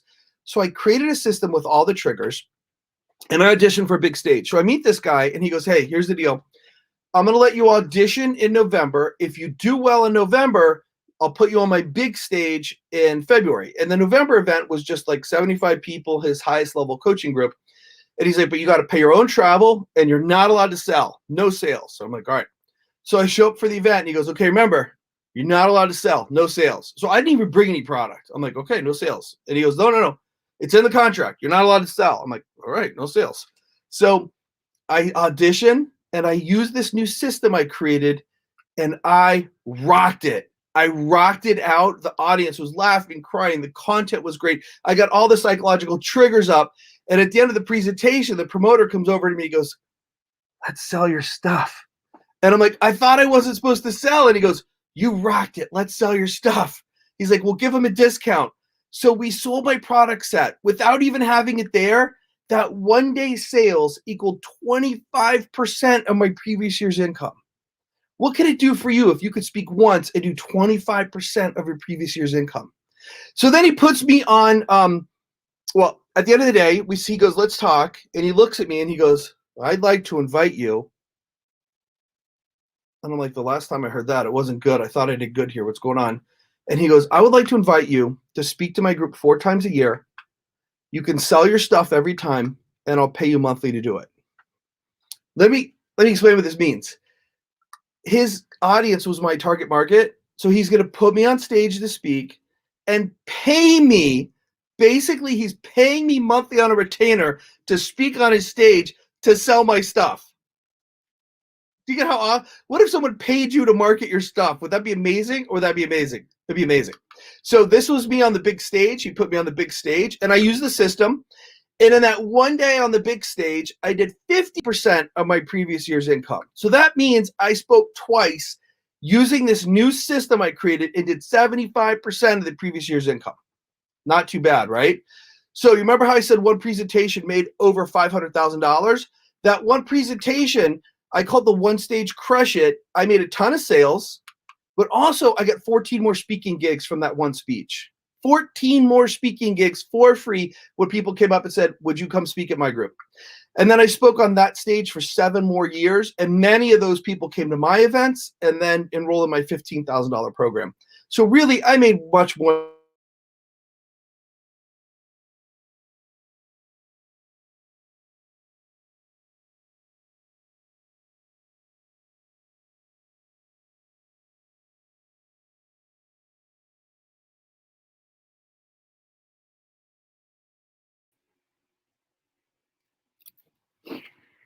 Jase, can you hear me? Feel like we lost him for a second, so let's see if we can he can come back. And while he does that, I'm gonna talk about or try to answer a couple of questions that were posed, and then I'll let Jase give his thoughts on it as well. So again, hopefully he can find his way back to us. And so I posed the questions for, or I should say, I put it out there to see what kind of questions people would have for Jase, and had a couple that came our way. One was, what is your most powerful tool to use to keep you calm when you're on stage, please? And so this was sent in by Elizabeth Kipp, and she's a member of our Influencer Vault private group that I talked about earlier today. And again, when Jase comes back on, I'll let him back on. And so I will tackle this question just as far as I can until he's back. But the question again is, what is your most powerful tool you use to keep you calm when you're on stage? And so for me, I mean, I don't even know if it's a tool that I use, but both Casey and Jase talked about this earlier. I feel like the biggest thing you can do is realize and make it about your audience. So we talked about this earlier, but instead of making it about yourself and, you know, as Casey said, the message you need to share with people, instead of doing that, make it about your audience and the message they need to hear right now. And if you truly make it about your audience and the message they need to hear, what that does is it takes the pressure off you to both deliver at this specific high level you set for yourself, and it also takes the pressure off you to put this expectation on how am I going to deliver? What are they going to think? What's going to happen when this happens with the audience? And so that's one of the strategies I would give. I'm going to bring Jase back on. I see him backstage. And so I'll tackle that question a bit further later as well, but I want to bring Jase back on because I see him there. Hey, thanks. You guys, someone watching this must be meant to do something huge. I have never had tech issues before. First time, the computer just completely died right in the middle. And I believe this, the bigger the resistance, the bigger the breakthrough. So Corey, I don't know if it's you or someone watching, you're meant to do some big stuff for the force of good in the world. Wow. Thanks for covering. I don't know what happened there. That's so weird. So no, yeah, I'm not sure we lost you. So I jumped on, and there were 2 questions that came in while you were speaking. You probably saw them backstage. And so I just started tackling one of those questions, my thoughts on it. So do you want me to give the floor back to you and you can jump right back in, or? Yeah. What were the questions? Can you tell me what they are? Because I don't see them in the history. I'm on a different computer. Okay. Computer. So the questions, one was, where are we at here? I have done a lot of speaking. What I have not done is write a speech. I usually speak from my heart and know there is a way to level up that connections when you are able to write an amazing speech. So, I mean, essentially, I know there's a way to be doing this differently where I write an amazing speech. So the question was suggestions for writing a great speech. Okay, I'll cover that. What was the other one? The other one was, what is your most powerful tool to use to keep yourself calm when you're on stage? All right, perfect. Great. Yeah, thanks, Corey. I'll cover both of those. Fantastic. So, yes. So let me pick up, you guys. And that was just so weird. I saw it just died. It just died. So here's how I keep myself present. I'll answer the second one first because I literally had my computer die in the middle of talking. Never had that happen before, and it would not come back on. So here's how I do that. It's not about me. It's about you. I'm here for you and your success. So in a way, I'm almost invisible. And what I mean by that is when I focus on you and when I focus on my mission, then I don't matter. And you don't have to believe in God. I believe in God. Here's my prayer every time I speak. I say, God, may their life be better forever because I was here, whether they buy from me or not. God, may their life be better forever because I was here, whether they buy from me or not. And so when that's my prayer, it doesn't matter what I'm up to. It doesn't matter how I look. It doesn't matter if my computer dies, because if you're getting value that's going to help you in your life, you're going to let it go and it's going to be okay. So let's jump back in. So I shared, what I shared was that I rocked it on that stage, opened a bunch more stages, right? So fantastic. So the first thing about writing a better presentation, that other question that we had, you've got to hit all the elements in the right order. And I created a system that does it. I created a framework. It's not a template that says speak this word and then that word. And then, it's not that. It has to be your words. There's a framework, though, to the order in which you deliver and how you deliver and what you talk about. Included in that we have 5 goals when we hit the stage. So in their presentation, there's 3 major sections. There's the beginning, the middle, where you give context. There's the intro, the middle, and the call to action. Introduction, I pictured in red. It's about the heart. Our audience has 4 questions when we hit the stage. When we take the stage, and the intro is your most important part nowadays. It used to be your close was the most important part, because you used to be closing people to go to the back table and buy. But now the close is usually just, hey, book a call. And it's very easy to say book a call. So we don't have to spend a lot of time on the offer. The introduction is the most important part, because if you don't nail the introduction, you're done. So what's our 4 goals when we hit the stage? 5 goals, I mean. Well, our audience has 4 questions. You want to write these questions down. 1, who is this speaker? Like, what qualifies this person to be here? 2, does this matter? Because people, you guys, even if people paid $5,000 to be there, you think they're invested, but here's what they're doing. They're looking at their iPhone and they're saying to themselves, should I go into my iPhone or should I listen? Should I go into my Android or listen? Should I go into Facebook, social media, or should I listen? So we got to get their interest. Their 3rd question is, do I like the speaker? The 4th question is, does the speaker like me? Our 5 goals when we hit the stage: rapport, interest, authority, train, inspire. We want to get in rapport with them. We need to get them to say, yes, I'm interested in this presentation within the first couple minutes. Authority, we need to establish who we are, why we're qualified. Train, we've got to teach people how to overcome their objections, especially money and time objections, so they say yes to our offer. And then inspire. In a space of inspiration, people will be looking for a solution to their challenges. And if your offer helps them meet their challenges in that space of inspiration, they're going to say yes. So rapport, interest, authority, train, inspire. Just 5 goals. So in this system I've created, and I'll share with you a little bit how you can hear more about the system, you'll learn how to put it together, a template that does all of that. And this works. Our clients are crushing it. By the way, 2 of our clients just did their first 3-day event ever. And they did over $250,000 in sales. They did over $250,000 in sales their first 3-day event ever.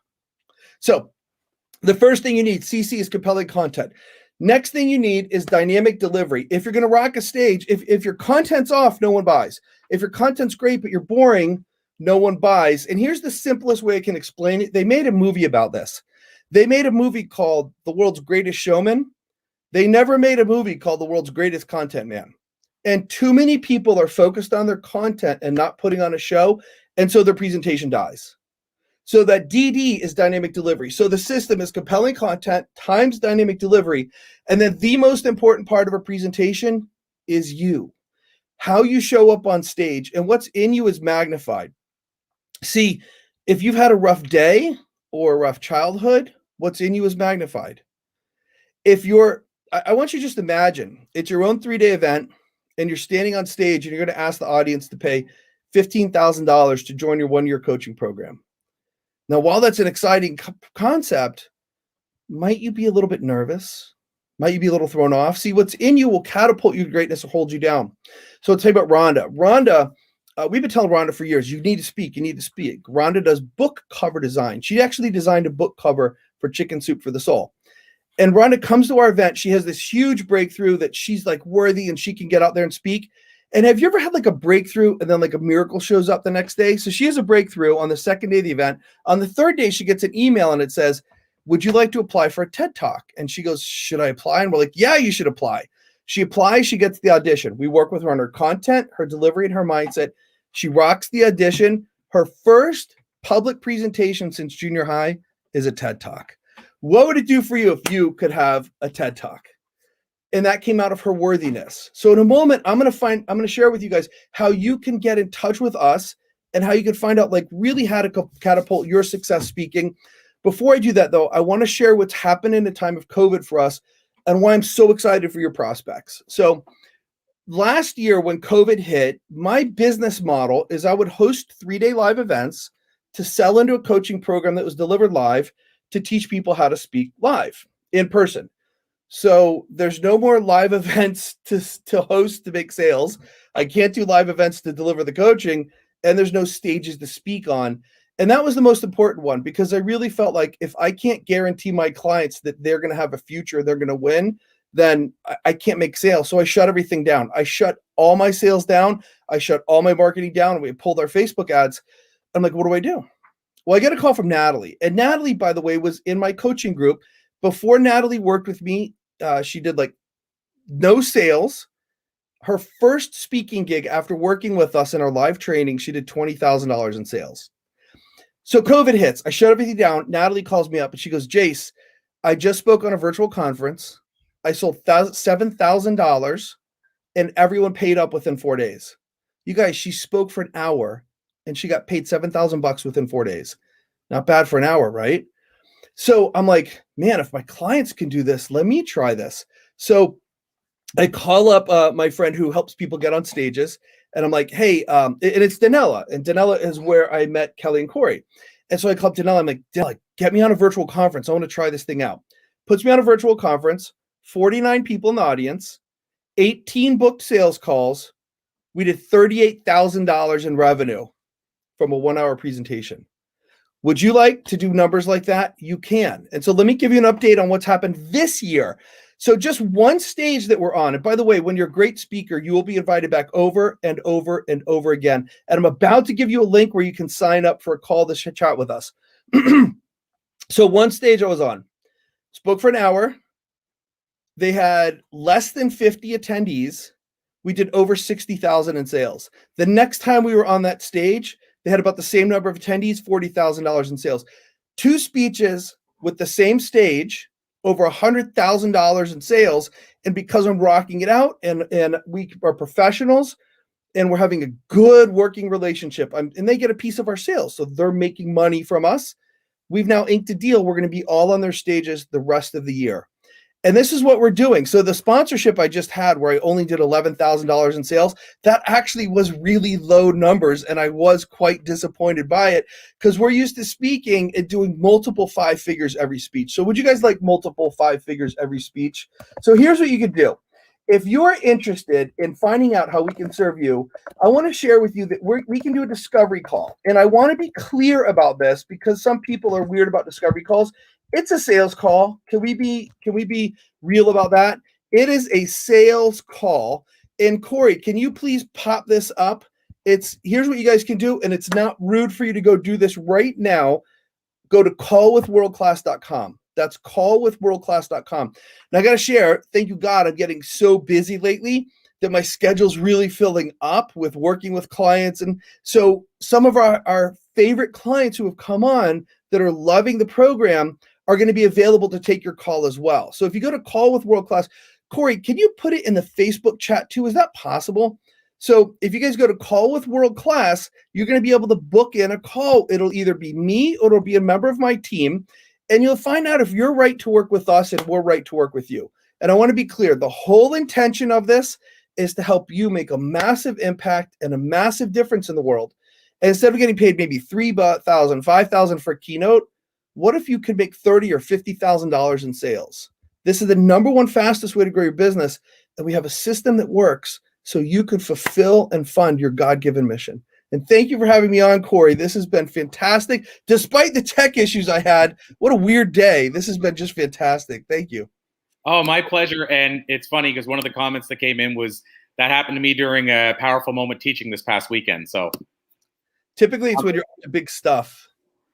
I love it. Awesome. Well, Jase, this has been an absolute pleasure. And with your permission, I'm going to call it a to be continued because I know you crushed it. And I know you started a bit late, but I also know our other next guest is backstage. So I want to respect that as well. So I just want to thank you so much from the bottom of my heart. I appreciate you. And again, I'll call it a to be continued with your permission. And we'll wave you flag for all the great work you're doing. And just so you know, I did put it in the chat as well. Cool. Great. See you guys. Call with World Class. Thanks, Corey. Bye-bye. I'll circle back soon. Thanks, my friend. Awesome. So I want to bring on our next guest, and I'm going to bring her right up. I said I would answer this one quick thing is about that question about what is your most powerful tool for keeping you calm when you're on stage? And I think I'm going to ask our next guest her thoughts on this as well as soon as we bring her on.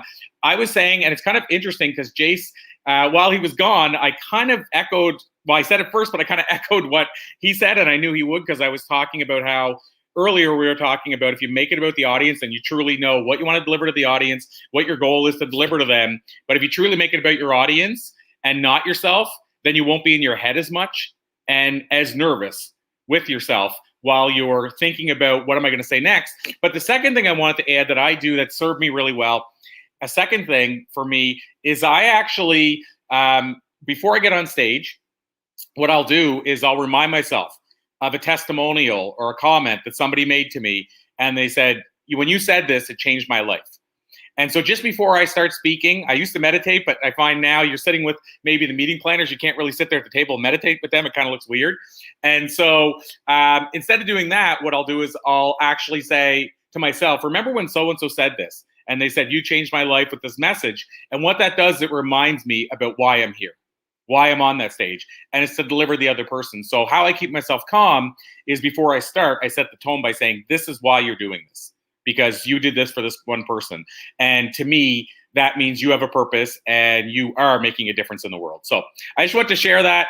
And with that, Erin, Loman, Jeck, great to have you here. Is Jeck is the last name? Am I pronouncing it right? Yeah. Okay. Loman. Awesome. So cool, Erin. And I want to ask you, what we typically do is get our guests to tell us a little bit about themselves, just as we kick in. And then if you're okay with it, I might pose that question to you that we just, that was sent in. But Erin, I'd love to hear a little bit more about you. I did my own research. I was on your website, all that kind of stuff. But I'd like to hear a little bit more about you. Yes. Well, thank you so much for having me. I'm super excited to be here. And I love Jase. We were on an event together. And so I just, making all the connections. It's always that. It's one thing that I think speakers don't use enough is knowing other speakers. When you network with other speakers, you get more speaking gigs because you refer each other. So it's really important to do that. So I love this. So I'm Erin Loman Jeck. I'm an executive speaking coach, a TEDx speaking coach, and I've been helping 6- and 7-figure speakers make 10K from stage every time they take stage. Because you can't be a lighthouse to the world if you can't keep your own lights on. And so it's really important to know how to make money when speaking so that we can sustain the message. But I'm going to go back a little farther. So my dream job was to be a dolphin trainer, and I did it. But it doesn't pay anything. It's like $8.50 an hour. So here I was finding myself in the Florida Keys, making $8.50 an hour, having to bartend at night just to get through. And so what I found when I went down there was that I didn't need a marine biology degree. I needed a psych degree. So I went back, got my psych degree, then went into my master's program for marriage and family therapy. And in my clinicals, I realized, I'm an empath, so I feel everybody's stuff. So think about this, 10 hours a day, people dumping out their deepest, darkest stuff in my office and then being stuck sitting in it. Wasn't good for me. And then 2, I didn't like the people came in and complained, and we would come up with new ideas on how to handle the situation different, and they wouldn't do it. And I was like, I just can't sit here and listen to people complain and not change. I am very results driven. And I just was like, this is not for me. So about 10 credits shy of my master's, I dropped out. And people still like, why? I'm like, well, I didn't need it. And now what I find is everything I've done in speaking, I was a business coach for many years, and everyone saw me speak on all the stages. And they're like, how do you do this? How do I see you everywhere? How do you get on these stages? And you're really good. How did you get to be this good? And I was like, I don't know. And so I had to kind of reverse engineer it. And so everything that I did, I went and learned from some of the top vocal coaches. Now I'm being mentored by Roger Love, the top celebrity vocal coach in the world. And I went and learned from Bo Eason and Brendan Burchard. And I was mentored by these people. And I started to see when they were talking about speaking and the things that they were doing, I saw it through the psychology lens. So what I help people do is deeply connect with their audience and get them high on their own supply of neurochemicals. I know that sounds really kind of crazy and out there, but it's true. When you tell your story, you can get the audience to release their serotonin, their dopamine, the oxytocin. And when you get the oxytocin, you actually are bonded, because that's the mommy baby chemical. So everything I do is deeply seated in psychology when it comes to speaking and building your business around speaking. Wow, I love it. There's so many directions that we can go from there, Erin. And I love that. And one of the things I want to comment on that you mentioned, and then I want to circle back to this question, and then we'll dive into some questions for you as well. But what you mentioned about the idea of helping people get paid because they can't keep the lights on if they're not getting paid. I started speaking. I've been a paid speaker for 20 years, and I started speaking without knowing any better, because there was no speaker circle I was in. I was in a small town. There was a Canadian Association of Professional Speakers. I started out in Canada, and just like the NSA, it existed, but I didn't even know it existed. So I had no knowledge about speaking. I just knew I wanted to get my message out, and I didn't want to start doing it. And I also wanted to leave my 10-year corporate career. And so I'll skip my whole story just to say I didn't know any better, so I started charging. And then like 5 years later, I had speakers saying, "Oh, you can't charge that early. How did you do that? And you can't do this." And I'm like, "Do you want me to give the money back? Like, what are you asking me to do here?" But my point of this whole thing is that I didn't know until I was well into a speaking career that was treating me quite well, that so few speakers are actually getting paid to speak. And I'm talking whether that's getting paid to get there as a keynote or getting paid even to sell in the room or whatever that looks like. So few speakers are making a decent living speaking. And just to back that up, Lisa Nichols shared with me that their company did a study. And what they found out, their study at least, less than 15% of the speakers in the world making at least $50,000 speaking. Less than 5% were making six figures, and less than 1% were making seven figures directly from speaking. Now, some of those speakers might be making it selling in the room or what have you, but basically that number still wouldn't be super huge, I don't think. And so to the point of that is I don't even know listening.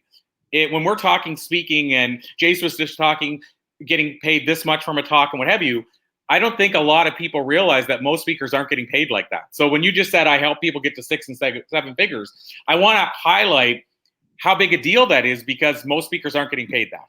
So I want to back that up with an actual research study that was done. Yeah, it's so true. And I think we should have both models. So I have a fee-based speaking job. And then I also, and that's a lot in corporate. I do a lot of corporate stuff. And there's a lot of ways to think about getting paid in the corporate space as well.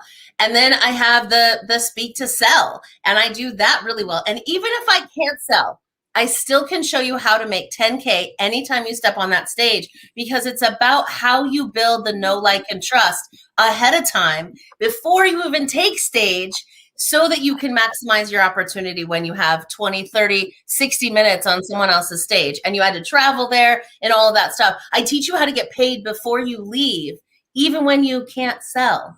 So there's some really cool things. Like, I'm always about, if you can monetize it, let's do it. Because like you said, there's so many people struggling to keep the message alive because they can't keep their own lights on. So that's why it's so essential for me to help people really learn how to make money in all ways. There's so many different opportunities in that. Absolutely. And so circling, and I know it's a weird segue, but circling around to that question that was posed, and it was posed, Jase said, anybody have any questions? And we're on multiple platforms. Again, with StreamYard, I can only see a couple of the post comments here, so I'm going to search the other places for questions. And there were a couple of questions posed to him. One of them, though, and maybe I'll pose both of them to you if that's cool. Yeah. But one of them was, which you may have heard me say, what is the most powerful tool to keep you calm while you're on a stage? Yeah. And so, and I look at that, like, there's obviously two parts to that. As you just said, before, what do you do before you get on the stage? And then there's also, and I think what they're probably meaning is, once you start your talk, how do you stay calm while you're delivering it? But I'd love to get your take on that. So this is going to be in psychology. This is all neuroscience. So what's happening is your amygdala is kicking off and you're getting the fight or flight, chemicals running through your body before you take stage. Now, there's two things. I say, first, you need to reframe, because the same chemicals are released when you're excited and when you're scared. So what you have to do is you tell yourself that you are so excited to share your message. And if you're feeling all these feelings, the butterflies, the shaky hands, the quivering voice, whatever those things are for you, profuse sweating, some people, right? Those things are just a natural thing, because it's almost like there's a lion out there. So you have to tell your body that there's no lion, that it really is excitement. I'm so excited. All this energy is getting me so amped up to get out on stage and share my message. So reframing is number one. Number two, I love you guys saying centering, and I do the same thing. Use me. I'm your divine channel here. Use me. Make sure I say what I need to say for the exact message that's exactly perfect for the people that are joining us, right? The third thing I do is a breathing technique, and this works anytime you have nervousness, anytime. I almost came out of an anxiety attack from this exact breathing process, because it overrides the autonomic nervous system. So what you want to do is there's two breaths. So our inhale breath is actually a running, excitement, the action-oriented breath. And the exhale breath is our relaxation breath. So you want to short circuit it by doing a breathing technique where you inhale through your nose for 2 seconds and out your mouth for 4. And I'll demonstrate. And you want to do it hard in and slow out. My body is now already releasing the calming chemicals. And so I can feel more centered and calm than I was 5 seconds ago. Now, it takes a while to get to, usually it's about a 5 breath, 6 breaths where people really feel that release of those neurochemicals. But that's the way that you get yourself in that relaxed state. So when you go out there, you're calm. And the first thing I do, and you'll always know, speakers work with me. The first thing they do is they come on stage, and this is for nonverbal communication, and I'll tell you a little deeper on it. But how many of you in here have a message you want to create a movement with? You ask a question, you show you have nothing to hide, open body language. People go, wow. And then I always change it. And how many of you are actually doing it? And then I have everyone look around. Now, what I just did is I engaged the audience. They chose me. They might put down their phone because I asked them a question. We all think about being back in school. Oh, the teacher asked a question. Oh, I got to raise my hand. What are we raising our hand for? All of those things are happening. So you just grab their attention and engage them. But the other thing you did is that the room was completely full of strangers. When they looked around, all of a sudden they weren't alone. And they knew they were in a tribe of people who would keep them safe, that all had a common mission. And you're the leader because you led them through it. Now, this is deep stuff. This is deeply connecting back to everything they've been programmed to in school growing up. And, everybody wants to fit in. Everybody wants to be a part of a tribe. And you just did that for them. So think about that. Immediately, they're connected to you, and they're going to pay attention to what you have to say. So I have to say, I love that, because I talk about this a lot with students. One of my first stories, I'll say one of the stories that I share at the first of a talk to lead things off. And it's interesting because it was one of the first stories that when I shared it, I'm like, this story resonates with almost every audience. So I'm going to make sure I use it every now and then, not always. But it's a story about how I get started in speaking by way of stand-up comedy. And that's a true story. And so the first question I ask when I get on the stage is, how many people here in the audience would get on a stage tonight in stand-up comedy if I can get you a gig? And I always know the name of the local comedy club. So I'll say XYZ Comedy Club. If I can get you a gig there tonight, how many will get on stage? And of course, the one thing about that is you don't have a lot of hands go up. So it's not like they have the unity, but like you said, it's a psychological thing. Because now they're getting to know me. Now they're also getting that feeling of the teacher asked something because, oh my God, it's about stand-up comedy. I better not put my hand up by mistake. And then if there's 10 hands up, which is even high, if there's a room of, say, even 300 people, 10 hands would be high. So if it's a high number, I'll use that to my advantage and say, now I got one more part of this question. You can't have a drink before you do it. And then half the hands go down and the laughs start. But my point is, I love what you said there, because there's a whole bunch of, it's a 5-minute story, but people don't realize there's layers through that whole story to get you involved, to now get you to see me in a different light, because the egg's on my face. Because the finish of the story is, the first time I performed stand-up, I went out and told 2 jokes, bombed horribly, sweat covering my face, only to discover the mic wasn't turned on yet. And so it's everybody, it gets the laugh, it gets everybody's inhibitions to break down. But I love that you said that, Erin, because that story, like you just said, there's layers and it's deep and it goes back to a lot of stuff. So I agree completely. When people say, how do I engage an audience? I'll tell people you can try humor, but it's hard. And if you want to try humor, there's a 50% chance you're going to fail. But one thing that almost never will fail is asking a question by show of hands. And, and I've had people say, they'll ask the question, how many people do this? Well, you got to ask by show of hands. Like you said, you got to lead because you need their hand to go up. And, and if you only do this, they're only going to do this. You have to raise it as high as you can because everybody needs to see that they're not alone in raising their hand. And even if it's on video, we're talking about this virtually now, you still do it. You saw me. I still have my hand even above because I'm raising my hand, right? And so now you're not going to do this because that's what you'll get in the audience. And so no one's really raising their hand high enough for anyone else to see. So you have to model it first.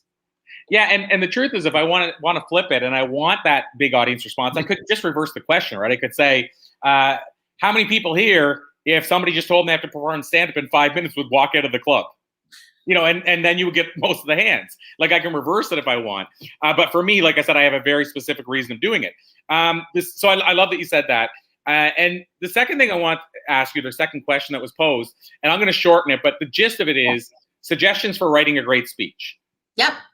So I help people write their TED Talks. I have a 98% success rate on landing a TED Talk. I used to be on the screening committee, so this is my jam. Like people will send me what they think their talk should be, and that helps me get their voice, their message, and kind of understanding what their point is that they're trying to come across, right? And so what I always say is the very first thing is to lead with something, like I said, even an interaction, say, great, I know I'm in the right room. And then I go right into a story. I was 10 years old. It was my first speaking gig, standing room only. And as I stood up there and had the paper shaking in my little hands, tears streaming down my face, I said, today we're here to celebrate Bob Loman. You see, this was my daddy's funeral. And so then I go into this is how, I realized by sharing my stories that the audience was in tears, that I could move people to feelings, to connection when I shared from stage that on my dad's funeral. And so I like to go into the story so then they get they're right in with you because they already agreed. Now they're on the journey. And now they're actually thinking about their first speaking opportunity. When was the first time they were in front of class and had to read something out? Or when was the first speech they ever gave, right? Those kinds of things. So now everyone in the audience. Now, here's the important thing in that. The things you want to cover in your story is what was I thinking? What was I feeling? And what was I experiencing in my physical body? Because it doesn't matter race, gender, age, anything. You throw it all out. We all have the human connection. We all have thoughts, feelings, and experiences. If I say I was so angry, my fist balled up, my chest was tight, and that vein was popping, we all know, even though I have no vein up here, that we all know what that feels like, right? We're like, oh, I was there last night, my kids, man, right? So now you got the audience in their story. And like I said, now you're bonded. So it's really important to talk about thoughts and feelings as well. And you want to interchange them. Most men are thinkers and most women are feelers. But you got to talk to both, and you got to talk to the people. Even if it's an all women's room, I'm still going to talk about thoughts and feelings. And it can be simple as I thought I wasn't good enough. I was feeling not worthy. It means the same thing, right? But men, if I ask my husband, how are you feeling about your grandma's death? He's like, I don't know. I'm not really. I'm like, well, what are you thinking? And he's like, I miss my grandma. I was like, okay, right? So you got to use those things interchangeably. And so that's really important. So going into the story, then I say find 3 points, 2 points that you can really give value. And it's got to be juicy stuff. Because if they're thinking, wow, if this is what I get for free, what am I going to get in the back of the room when I hire her, right? So you want to give so much value. And then I always love the transition. And here's the easiest transition. Most people don't know how to go from teaching into selling. Here's the easiest thing. You go back to your story. I remember sitting outside of a speaking gig when I needed to buy diapers for my child and I couldn't because no one bought for me. And it was in that moment I decided no other speaker who has a message should ever have to sit in their car crying because they can't supply their family with what they need.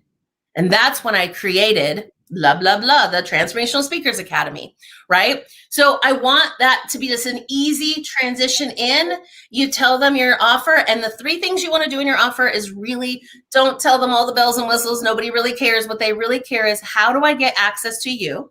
So that's really important. How do I get accountability? And how do I have a community?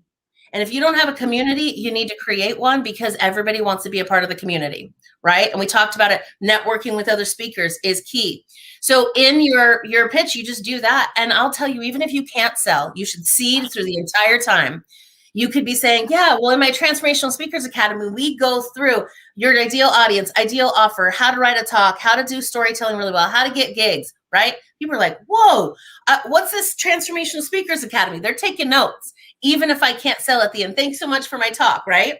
So you want to seed throughout the entire time. And that's really, truly how I put together a talk that really lands, and then landing it with just something like, a nugget, like, you can't be a lighthouse to the world if you can't keep your own lights on.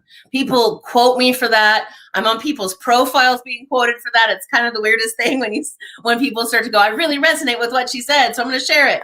So just kind of landing that plane, and then be ready to go in the back of the room and make some sales. Wow, I love it so much there. And one of the things I wanted to circle back to, and I'm going to bring Kelly on here shortly. I know she's just getting backstage.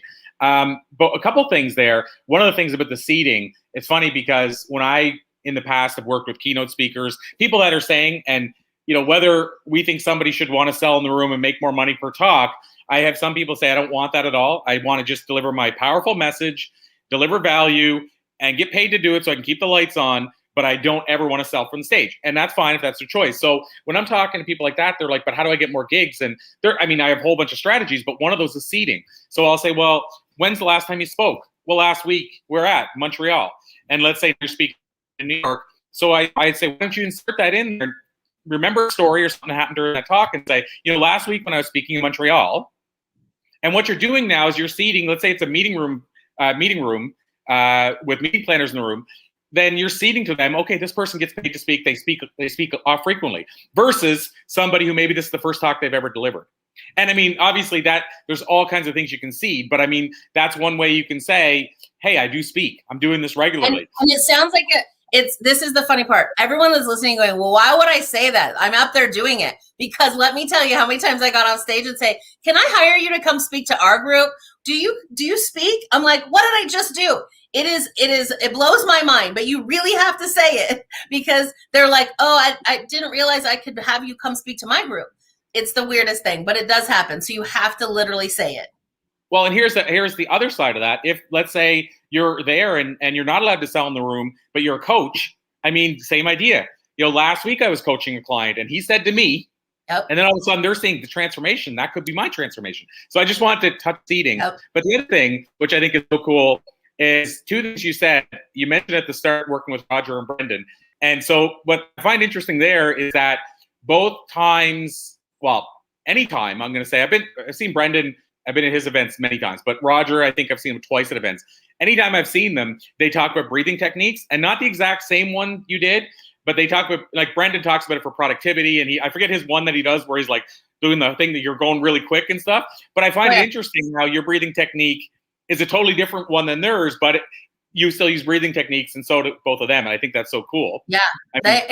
And you need to, if you're speaking and you don't know that you need to be doing diaphragmatic breathing, you're probably losing your voice. You're probably not landing a good message because you don't have enough resonance, because you don't have enough sound waves coming out when you're only doing shallow breathing.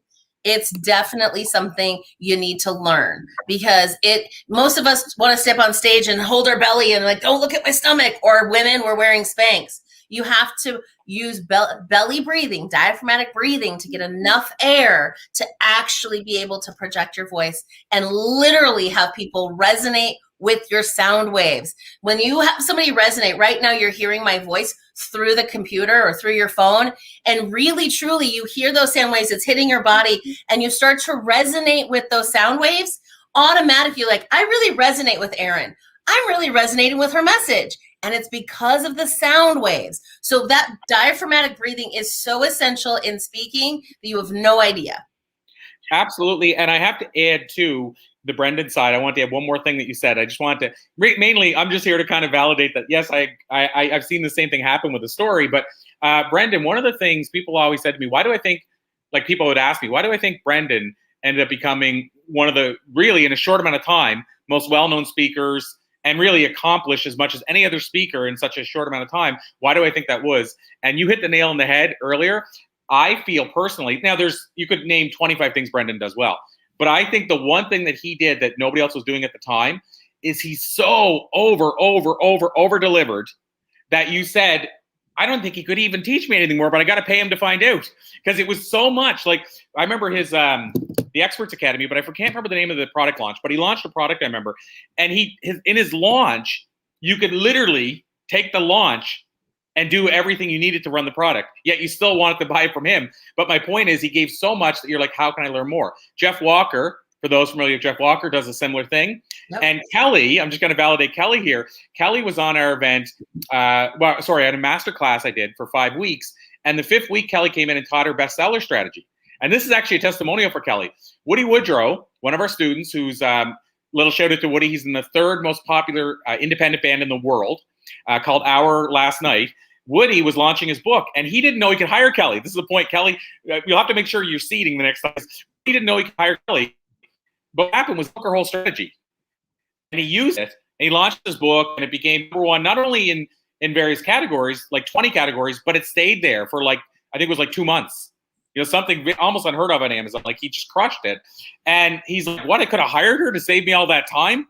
But I think the true message is Kelly gave so much that he could replicate her system and use it without even hiring her. And to me, that's what Brendan did so well, is he said, here's everything, but wait, there's more.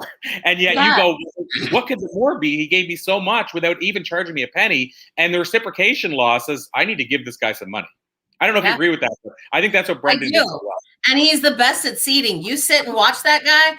He's up there pitching. I'll never forget when I snuck backstage to ask him for a VIP day, by the way. So I'm sitting there watching him speak, and he's selling into High Performance Academy. I was going to Experts Academy in 2 months later, and I was up in Vancouver, BC, watching him. And he seeds he's like, so in my Experts Academy, blah, blah, blah, blah, blah. Then he's like, oh, and in high performance coaching, blah, blah, blah, blah, right? So he's telling you all the ways, because I wrote them down. And if you sit through his 4 days, you'll seed, because you can start to see it. And so you're already being primed to buy the entire time. So seeding really works. And it's the same thing. Like, when I get on stage, I teach the 4 parts of compelling communication. Your nonverbal communication is 50% of what the audience is taking in. 35% is actually the vocal tonality that you're using: pitch, pace, tone, volume, melody. So you have to master those 2 things. Then the third thing is 13% is storytelling, and 7% are your words, because people do not care what you say. They care how you made them feel and the journey you took them on. So if you can master those, right? Here's a total easy way for me to show you to do that. If you master those 4 things, that could be my talk right there. But you don't know how to use those things. You don't know how to change your vocal tonality. You don't know how your story, what story to tell, how to tell. You might have learned a lot from my talk, but you still need support. So that's where they want to lock arms with you to walk through it, so it's individualized for them. So that's the easiest way of giving so much value and getting people to go, yeah, well, great, I learned all this, but how do I do it? I need you. I need to take you home with me. And that is how masterful people can be on speaking on stages and selling from stage. Well, I want to share one more thing, and then I want to let Kelly jump in as well. But I want to share one more thing that I think, to your point, this was an eye-opener for me after seeing so many masterful speakers like Brendan seating from the stage. Lisa Sasevich was at an event recently, watched her seat from the stage. Well, I say recently, pre-COVID, so a little over a year ago. But, you see so many people that are so masterful at it. And then I saw Lisa Nichols do a totally different thing. And for those that don't know Lisa, I mean, if you haven't seen her speak, you need to go check her out on YouTube. I mean, she's just got it, whatever it is. And so Lisa, what she did that I thought was so different, but it was so effective. And her closing ratio, I think, was higher than if she would have taken the other approach. She actually said from the first start of her event, it was a 3-day event, she goes, if you're wondering what that area over there is, that area is where you're going to come if you decide that you want to talk to us about the products that we're going to offer. We are going to be selling you this weekend. At the same time, if it's not the right time for you financially, if whatever, and she listed the reasons, she said, I want you to go for lunch. I want you to go on a break. Don't feel you have to come over there. I don't want you coming over there if you don't feel right, if it feels icky. But she said, we're going to make offers throughout the weekend. For those that it is a right fit for, I'd love to see you come over there. And then she basically, what she did, she told you it's a different section. So you're not going to feel this over here. You're not going to feel it at all. You're just going to be here for a world-class, life-changing event. And if you decide you want to come more on the journey with us, come over here. And I have to tell you, that area was full the whole weekend. And I actually think what she did was brilliant because it's a 3-day event, and she told you up front, because you're thinking the whole 3 days anyway, somebody's going to pitch me at some point. And I thought it was so brilliant, and I watched the people go over there, and I know that most of them bought. Yeah. And so, I mean, it's just a different approach, but I hadn't seen anybody literally take that approach where they said, and she said, I'm not going to force you to buy anything because guess what? You're grown-ass adults. That's the exact words. And she said, so you know if you want to buy and if you don't. And I'm not going to try to convince you to buy if you don't want to. But again, at the end of the day, like you said, Brendan, like she's always seeding. So you're sitting there going, this has been a life-changing event. And yet she talked about this other thing that actually could be a double life-changing event. I need to find out more on that. So yeah. I just want to put that out there. It was a different approach. And what are your thoughts on that? Actually calling a spade a spade, like Jase did it earlier and said, I'm going to make an offer today. Like, what are your thoughts on that versus somebody that subtly does it without bringing up the fact that it's an offer? I think it's whatever fits for you, because there's some of us that are natural salespeople, right? I can just say, hey, if you're not closing 30% of the room when speaking, you need to hire me. You're either off in your message, off in your vocal tonality or your delivery or something like that, or it's just the message isn't landing or the offer isn't working. There's something going on. And if you're not closing 30% of the room or more, you need me, right? If I say that to you, it doesn't feel like a sales pitch. You're just like, oh, wait, maybe I don't know what my ratios are. I don't take that. I'm like, well, then you need me, because if you're not knowing what those are, you definitely need to be, because that's how do you get better? If you're at 15, how do you get to 20? How do you get to 25? How do you get to 30? Right? All of those things happen. But as I just triggered it for you, like, no, I don't know my numbers, or I'm at like 20. Yeah, I could use 30. I'm in, right? So all of those things are, in front of you. And so you choose in, right? So I allow you to choose in. That's an easy way, but it's also, that's selling. That's selling right there. I'm enrolling you into that. You need to work with me because you're not at that number, right?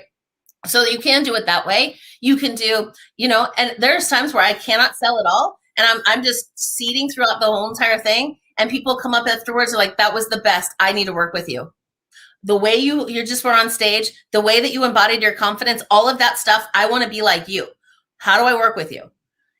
Because it's just natural when you're really good at your stuff and your gift, people just line up because they're like, wow, you just did so many things up there. I want to know how you did that. Right. And so I think it has to be with your personality and what you feel. Some people are really heavy sales. Lisa Nichols is a very heavy in sales. Her and Susie Carter, they're very heavy in sales. Right. And even Lisa Sasevich, she's heavy in sales, but it doesn't feel the same way. Right. And so you play with your personality, because I think that's because if I got up there and I was like, okay, so now we're going to do a sham wow kind of, if you buy 2, you get 3 for free or whatever. Right. That kind of presentation, people are like, wait, you were just this calm, quiet, confident person. And now all of a sudden you're trying to do a sham wow on me. Right. The energy is off. And when you get your audience in a confused mind says no. So you're not going to sell anybody. So you have to embody it. It has to be right for you. But I think, I don't have a problem on being apologetic about selling at all. I think it's a part of the process. If you want to keep your own lights on, you're going to need to, learn how to make money from stage. You might want to talk to me, right? So it's those kind of ways, but it has to be in alignment with who you are and your personality. Love it. And so we're starting to wind down. We're getting close to wind it down. But Kelly, I want to let you jump in because I know you were off. You had to work with a client. We're talking about clients. When I started in sales back, whatever year it was now, 96, I think. We were always told that was the one reason that you were allowed to be away from the sales meetings, is if you were working with a client or had a sale happening. So Kelly had an excuse. So, and I have to leave at the top of the hour for the same reason. So, but Kelly, I wanted to let you jump in. I know you only came in halfway through, but do you have any questions or anything for Erin you want to ask before we start bringing things to a close? Well, I just want to comment on what she's saying, because I know this is something that we were talking about even with Casey, is that a lot of times what happens is a speaker just says, I've got a message to share. I want to be paid to share that message. And, like I was saying earlier, is that they haven't earned the right yet to be paid. And so I think that's a huge thing right there. But the other thing is too, is that I know for myself, as a keynote speaker, I wasn't making enough money.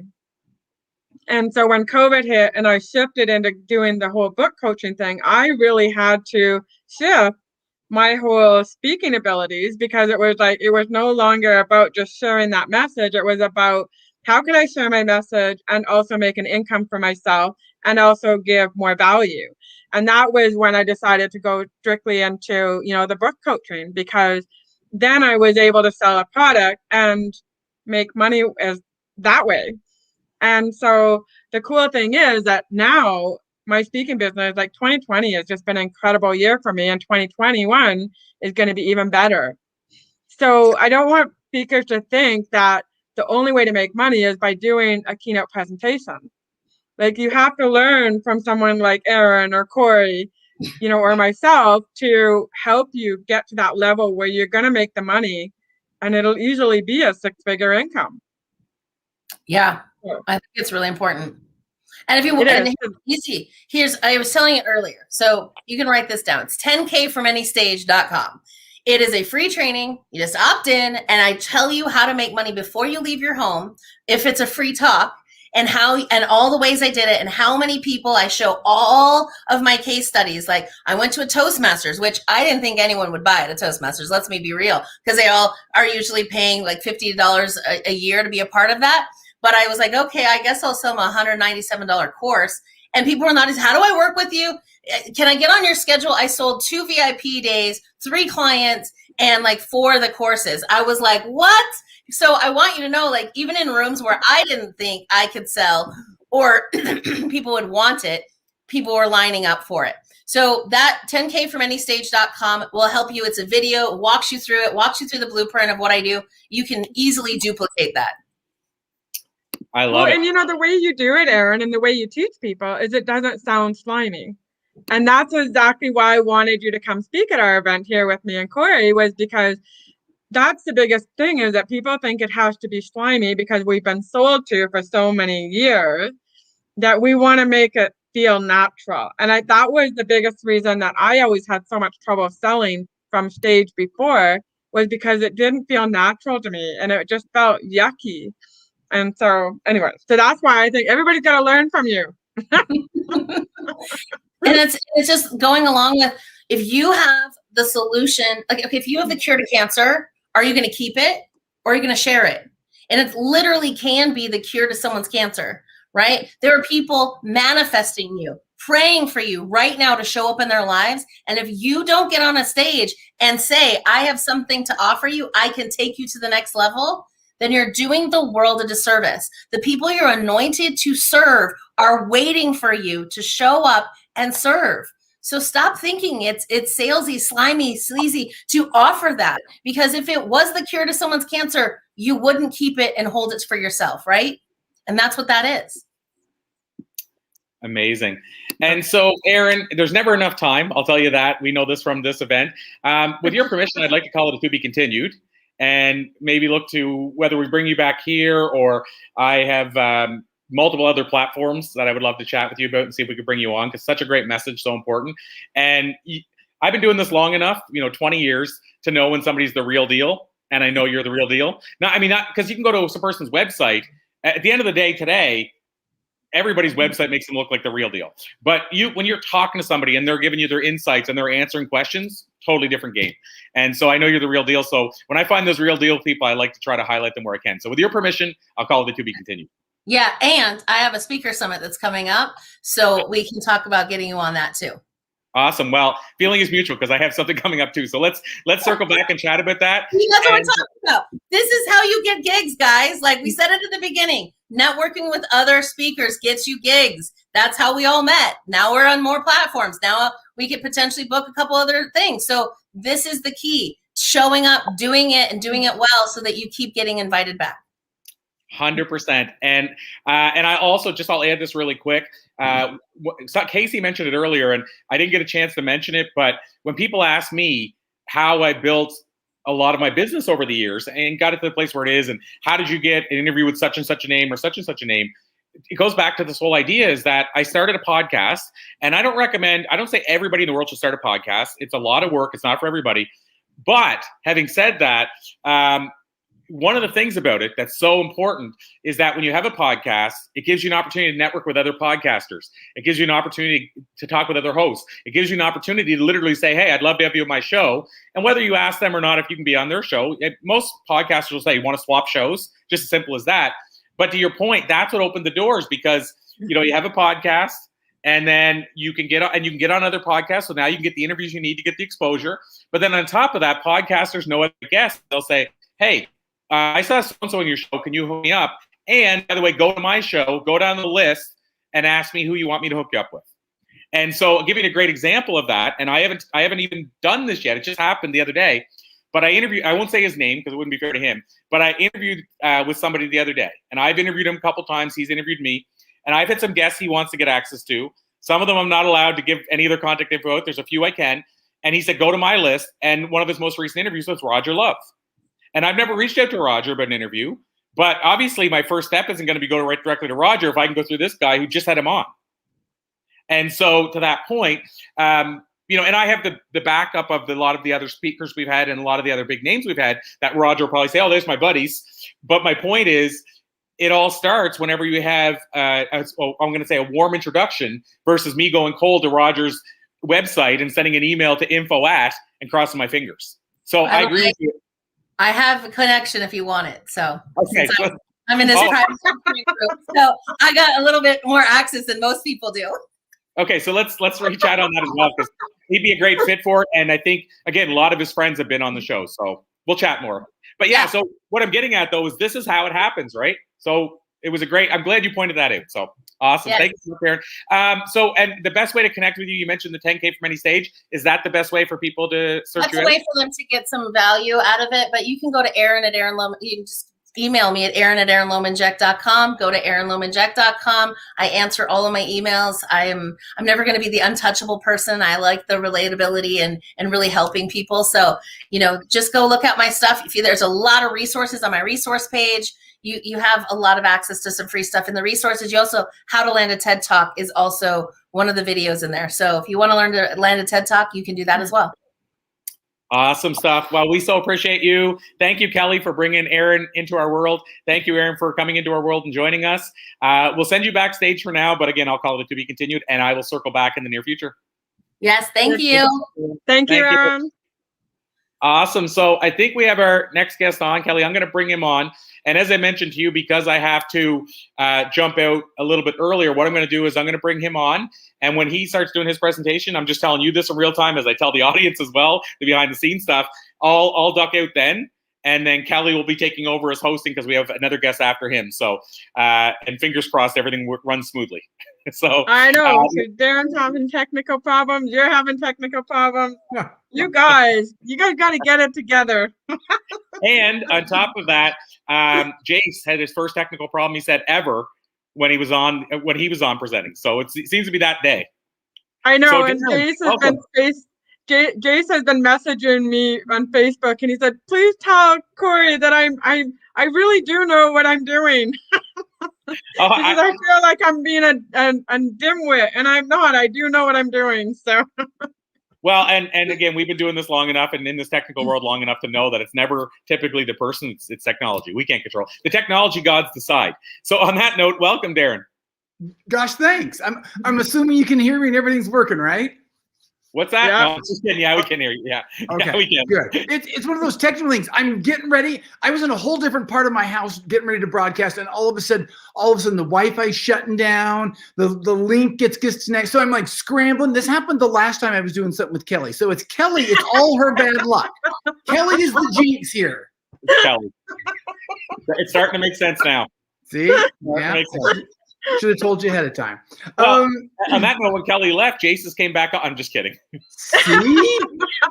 Kelly? I'm just kidding.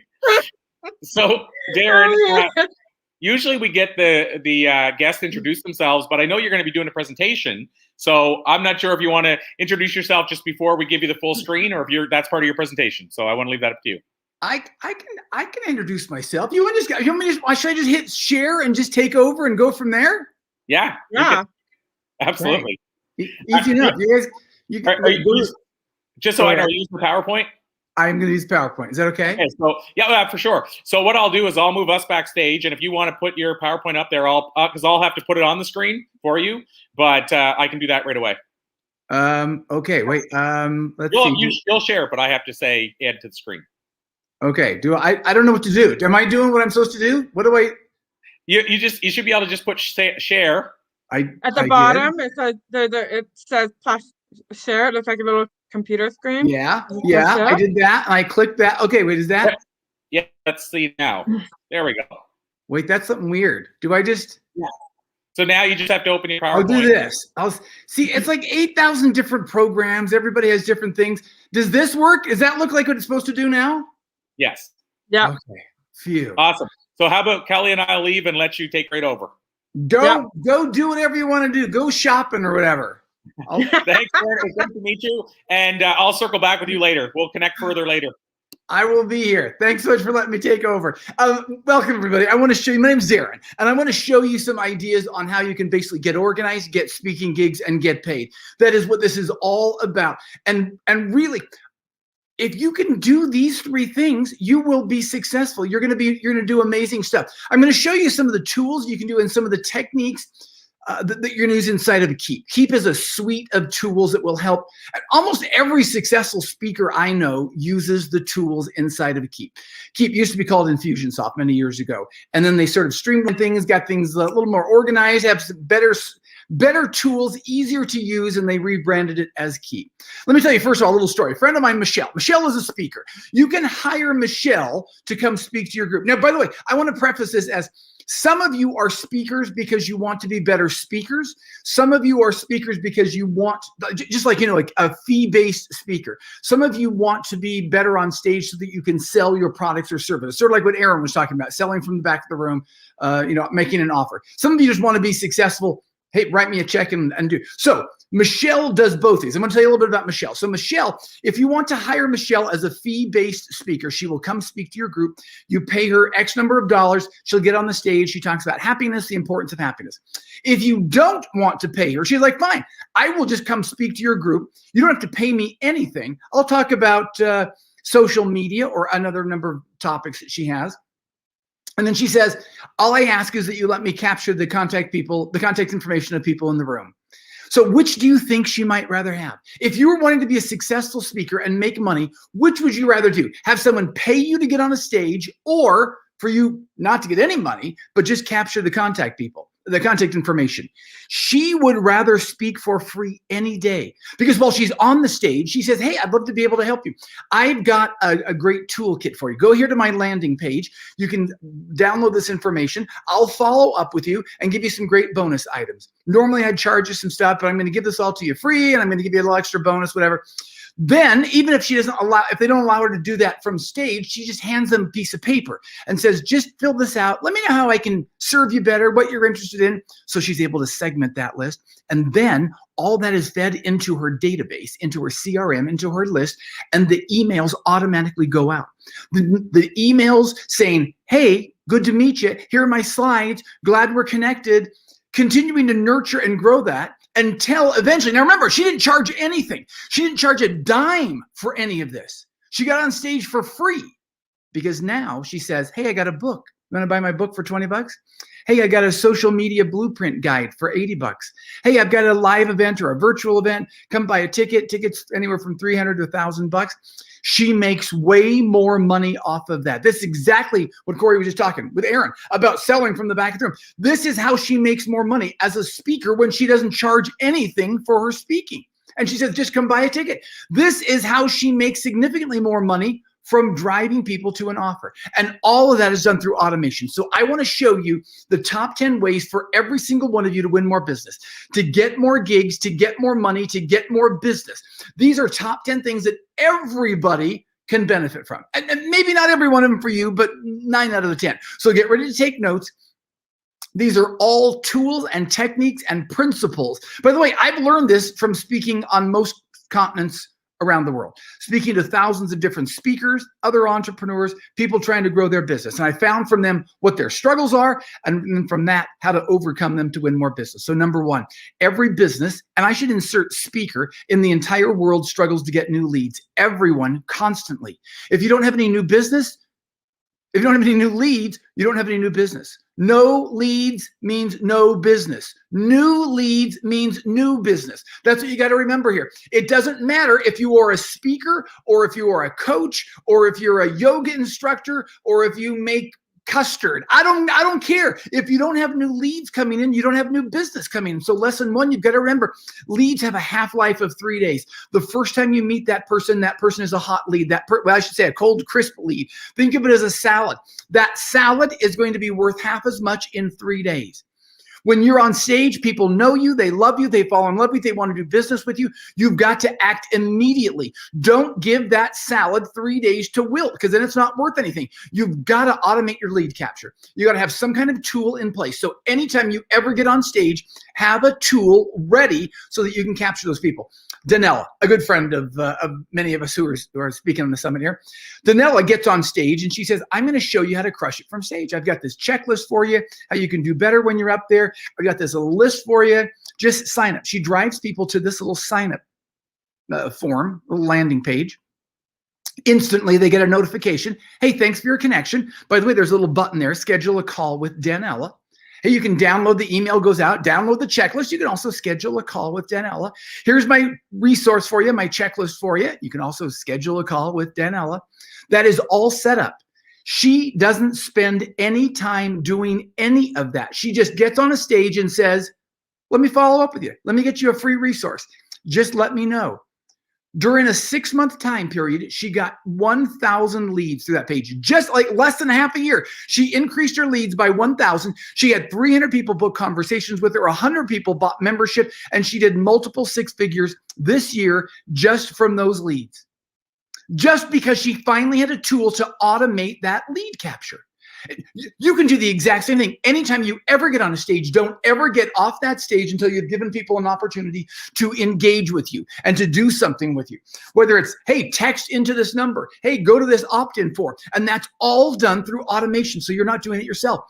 Then people, this always happens. When we go back to live events, people come up and they give you their business card. Hey, I'd love to stay in touch with you. Hey, I'd like to talk to you about coming to speaking at my event. Hey, I'd like to hire you for something. And they give you their business card. This literally is the top of my desk.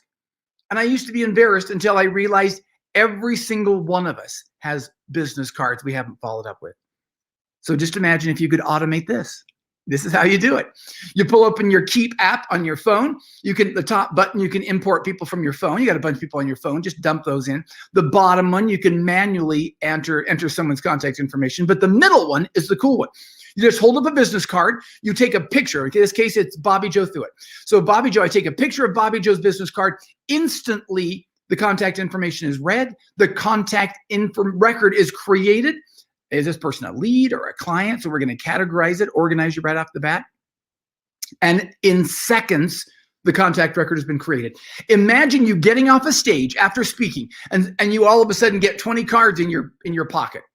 Boom. Boom, boom, boom, boom. You take pictures of 20 cards and you instantly have 20 contact records created. That's automated lead capture. And that was looking on your phone. This is viewing Jack's contact record on my laptop. But that's how instant it was. Instantaneous it was. Push a button on your phone, drive people to an opt-in form, capture everyone in the room, put them in your database. Whoever has the biggest database is going to win this contest. So grow your database and do it through automation. Here's the next struggle for you. Your free time should be called burning money time. Now, I want you to have free time. I want you to benefit from having free time. But I want you to have planned free time. Like, I'm going to take my wife out to dinner. Hey, I'm going to take the kids to the beach or whatever it might be. The bad kind of free time is when you're planning next Monday on working 9 to 5, and all of a sudden there's nothing on your calendar from 1 to 3 or something. Then instead of making money time, that's burning money time. So lesson number 2 is the faster you schedule something, the sooner something happens. I just showed you Danella's little calendar link. you're going to get a calendar link. It's a scheduling calendar link. Like maybe you know about Time Trade or Calendly or something like that. This is built in. You're now going to have your own calendar tool. It starts with a blank calendar, syncs up with Google or Outlook. So if you have maybe some calendar events on your Google event or your Google Calendar, those will auto-populate. Now you know what times you have left. Bottom left corner, you're going to create this little 30-minute marketing link or a 15-minute intro call or 1 hour coaching or whatever it is. You create as many of those little links as you want. Just push the button and send it out to someone. They now see when you're free. They know when they're free. They just pick a time. They click on it. They say, hey, great. Enter your information in. If you don't already have them in your database, this is another automated lead capture. I'm trying to make it as easy as possible for you. Just click on the link. Now they have the appointment confirmed. Send out the reminders. Hey, you got an appointment coming up tomorrow. Hey, you got an appointment coming up in an hour. It gets them on your calendar faster. It makes sure that they show up for the appointment.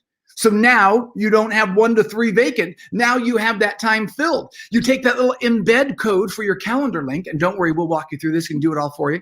You put that little embed code on your website, social media links, put it in an email. The more people that have access to your calendar, the more people are booking time with you, the more money you're making. Here's number 3. Number 3 on our roadblocks and trying to help you get more business, more speaking gigs. If you're running a sloppy business, you're not profitable. I hate to hurt your feelings if that might resonate with you, but every single one of us can become a little more organized, a little less sloppy.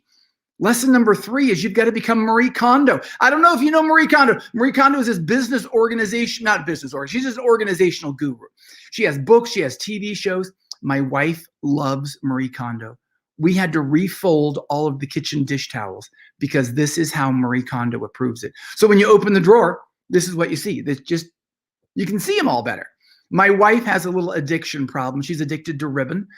We have buckets of ribbon. We have bags of ribbon. We have boxes of ribbon. The ribbon was taken over the house. And my wife could never find the ribbon she needed. So finally I said, honey, I'm going to build you a ribbon shelf. Look, it's 5 shelves, 4 feet across. She got all excited. She's like, I'm going to take over. Our son had just moved. She's like, I'm going to take over his room. I'm going to turn it into my wrapping room. So now when she goes into her wrapping room, this is what she sees. There's the bulk roll of wrapping paper. There's some greeting cards. There's the scissors, the tape, everything she needs. Everything's in the right spot.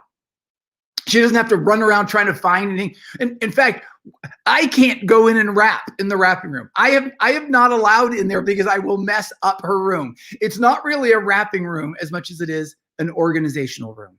And while she's sitting there in that chair, you know what she's looking at. There's the ribbon shelf right there. If you would have asked her before this, hey, can you get me a black and white check roll of ribbon? It would have taken her ages because it was in the buckets and the bags and the boxes. Now you know exactly where that black and white check is. You can find it immediately. This is what your business needs to be. Every one of you needs a CRM, a client relationship management tool. Who are the people that might hire you to speak? Who are the people who are in an audience where you spoke? Who are the people who might buy your products or services who were in that audience? Who are all those people? And can you track them all down? You need to all have a CRM. And I don't want you to say, oh, I got some Excel spreadsheets, or I got a free thing from Zoho. I got sticky notes. That is not a CRM. That's a glorified Rolodex at best. This is what a CRM should look like. So you can see the colored dots on the side. Those are like the ribbon shelves. Oh, look, you got the leads and the clients. Everything's all organized. If I want to see who's on my lead shelf, I just push that button. Oh, and it brings up who all my leads are. If I want to manually add someone, I can manually add someone, getting a new spool of ribbon. The last question, which shelf should we put them on? Now we're gonna walk through all the different things you can do inside here. This is the contact record. In this case, it might be Jack. So maybe Jack was in an audience. Maybe Jack is an event planner. Maybe Jack has hired us before. Whatever it might be. So everybody has their own contact record. By the way, you have to have this. You have to have a CRM to keep you on track. So underneath where Jack's name is, you can see where it says activity. At the push of a button, you now know what the latest activity with Jack is. Have you made calls? Have you made some notes? What's the latest? Next button over from activity is details. So this is going to bring up all the details: name, email, address, phone number, whatever information is important for you. There are 100 fields that you can fill in for every one of your contacts. And those are just the regular fields. 100, whatever's birthday, anniversary, things that will allow you to serve Jack better and know how you can do business with Jack. Next button over is email. So now I'm going to be able to see email history. Maybe I was in Keep and I sent out an email. That's going to be in there. Maybe there was a series of emails that went out as part of some automation, a campaign. That'll be in there. Maybe I was in my Gmail account. Oh, remember, it syncs up with Google. So that will be in there. It's going to bring up a history of your email so that you know what your relationship is like. It tracks your relationship and your history, and you can see that at a glance. That's organization. That's why you need a CRM, so you can track all that. Here's the next struggle. There's nothing worse than talking to someone who doesn't know you, but they have all the answers. You know, it's like that annoying Aunt Shirley or something like that. It comes up to you at the family summer barbecue. You know what your problem is, but Aunt Shirley doesn't really know what your problem is. You know what your problem is, and Aunt Shirley proceeds to tell you. And it gets annoying. But you know what? Sometimes if you're telling someone, hey, here's how I can help you.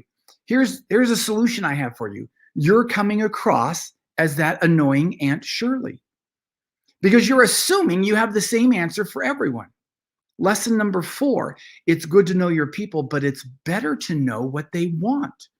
If you're addressing a group of people, you're on a stage and you're talking to them all, and you're saying, here's how I can help you, you're sort of turning into annoying Aunt Shirley. And you're assuming that everybody has the same problem, but they're not. Who are your repeat clients? Who are people that have heard you speak before that might want to have you speak again, as opposed to people that have never heard you speak? Those are very different groups.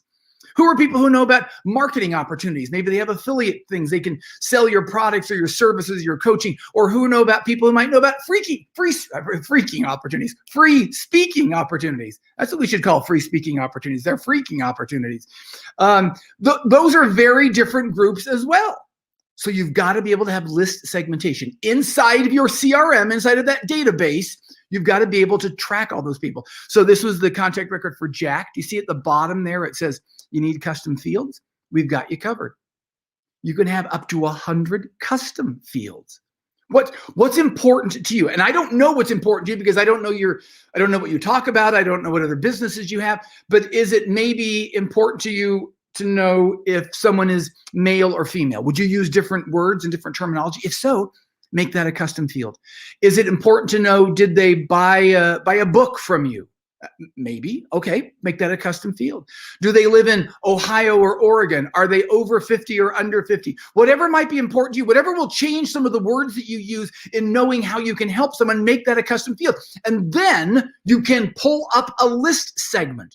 You can say, show me all the men under 50 who have bought my book. And now that's a specific group, and you can speak specifically to them. Now show me all the women over 50 who live in Oregon. That's a specific group, and you can speak to them. Now, if you can harness the power of that list, your list is not just 1,000 names or 100 names or however many names you got on there. By the way, anytime you ever speak somewhere, you need to capture all those people. So that list should be growing exponentially. But now you're going to be able to know who they are, what they need, how you can help them. So your messages don't come across as Aunt Shirley. Here's the next one. You can't make money if you can't ask for the business. Every single one of you wants to make money. And every one of you wants to make more money. You wouldn't be here listening to any of this if you didn't want to make more money. Part of the problem is you don't know how to ask for the business. People don't know who you are, what you do, how you can help them, how you can serve them. And because of that, you're struggling to make money. So lesson number 5, you've got to remember that invisible speakers get robbed every day. There's another speaker out there, just like you. One of you is going to be more invisible than the other. Every day, someone's going to think, maybe they need to hire a speaker. Maybe they need to hire someone for the services that you might provide. And they're going to think, we'll just use the example of a speaker. Who can I hire? I've got an event coming up. I need to hire a speaker. And they're going to think of someone. And if you're not number 1 on that list, you have become invisible. And you're getting robbed by whoever's number 1. So you overcome that with email updates, email marketing, email newsletters, emails that you send out. Send more emails. If you are not number one, send more emails. Email marketing is basically free. It doesn't matter if you send one or send a million. So send 1 million. Now, I know what you're saying right now. You're like, I don't want to be one of those. I'll be reported as spam. I was just talking to a friend of mine. He mails to his entire list every day. Every day. And do you know what his spam rating is? 0. Because everybody knows who he is. He doesn't have to reacquaint himself with them. They're not getting an email thinking like, who is this guy? No, they know who the guy is. They love his emails. He sends great stories and anecdotes and witty stuff, and he sells them. He offers them something to buy every day, and he never gets reported as spam. So send more emails. By the way, all of this is stuff you're going to be able to do inside of Keep. Keep has your calendar link. Keep lets you send out your emails. You might be using some other tools for some of these things. You don't need to anymore. It's all going to be rolled into one central place. Here's the next one. Your work-life balance shouldn't cheat you out of opportunities. This kind of gets tricky, especially when we're trying to get on more stages, we're trying to sell more products, and we want desperately to be successful. And so we sometimes cheat ourselves out of that work-life balance. Friend of mine, Ty Bennett, his website looks fantastic, and he charges a lot. This actually is going to go along with sending out emails. This is an email that he might send out to people, and in this email, it looks great and looks professional. At the bottom of that, it's like, hey, here's who I spoke to last month. He's reinforcing in people's minds. Here's messages that I have to send out. Here are people that I have spoken to. So do that in your emails as well. Let people know what you're doing. Lesson number 6. This is sort of going along with the work-life balance. Take your business with you, but have boundaries. We're going to give you a dedicated business phone line. This is going to be the Keep business phone line. It's going to be a new phone number that's going to ring on your cell phone, but it is not your cell phone. It's going to be a new number. Now, I want you to picture how that sounds when you say, someone says, I'm thinking about hiring somebody, or could I hire you to come speak, or get whatever your business else might be? And you say, yeah, here's my cell phone. That makes it sound like you got a cell phone. If you say, here's my business line, call me on my work number, that makes it sound like you are an established, professional, successful business. Even if you're a speaker, it makes it sound like you're successful and professional, and you've got a business line. It's easy to get one of these as well. You're not paying any extra for any of this. You could, if you wanted to, you could go Grasshopper or something like that, and you could get one. All you do is you log into your Keep app, enter in your area code. We'll say 480. Here's a bunch of phone numbers to choose from. You just pick a phone number. Now you've got a new work number. Now you say, here's my office number. Call my office. It just makes you sound so much more professional. You can even then text out from that number. Hey, let's meet. Do you see where it says, hey, let's meet? And underneath there's like a camera and a picture of a mountain, and it looks like a little calendar. That calendar is the calendar link that we just set up. Remember, you push the button and you can send the link to someone. Now you can do it on your phone, on your mobile app. You're just going to click on that little calendar thing. It sends that blue box is the calendar link. I'm sending that to Michael. Let's talk about doing business. And then I get a notification. Hey, Michael just booked some time with you. I can get into Michael's contact record in my CRM, and I make a note. Great. Michael's booking time with me. Do you see how easy that all was? Just pushing a couple simple buttons, and now you got things rolling. That's all on the Keep business line, the phone line. I'm going to show you the mobile app, some things you can do with the mobile app too. This is amazing.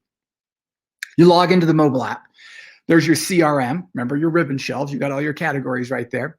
Your CRM is going to marry your phone. So now they hook up. They're best friends.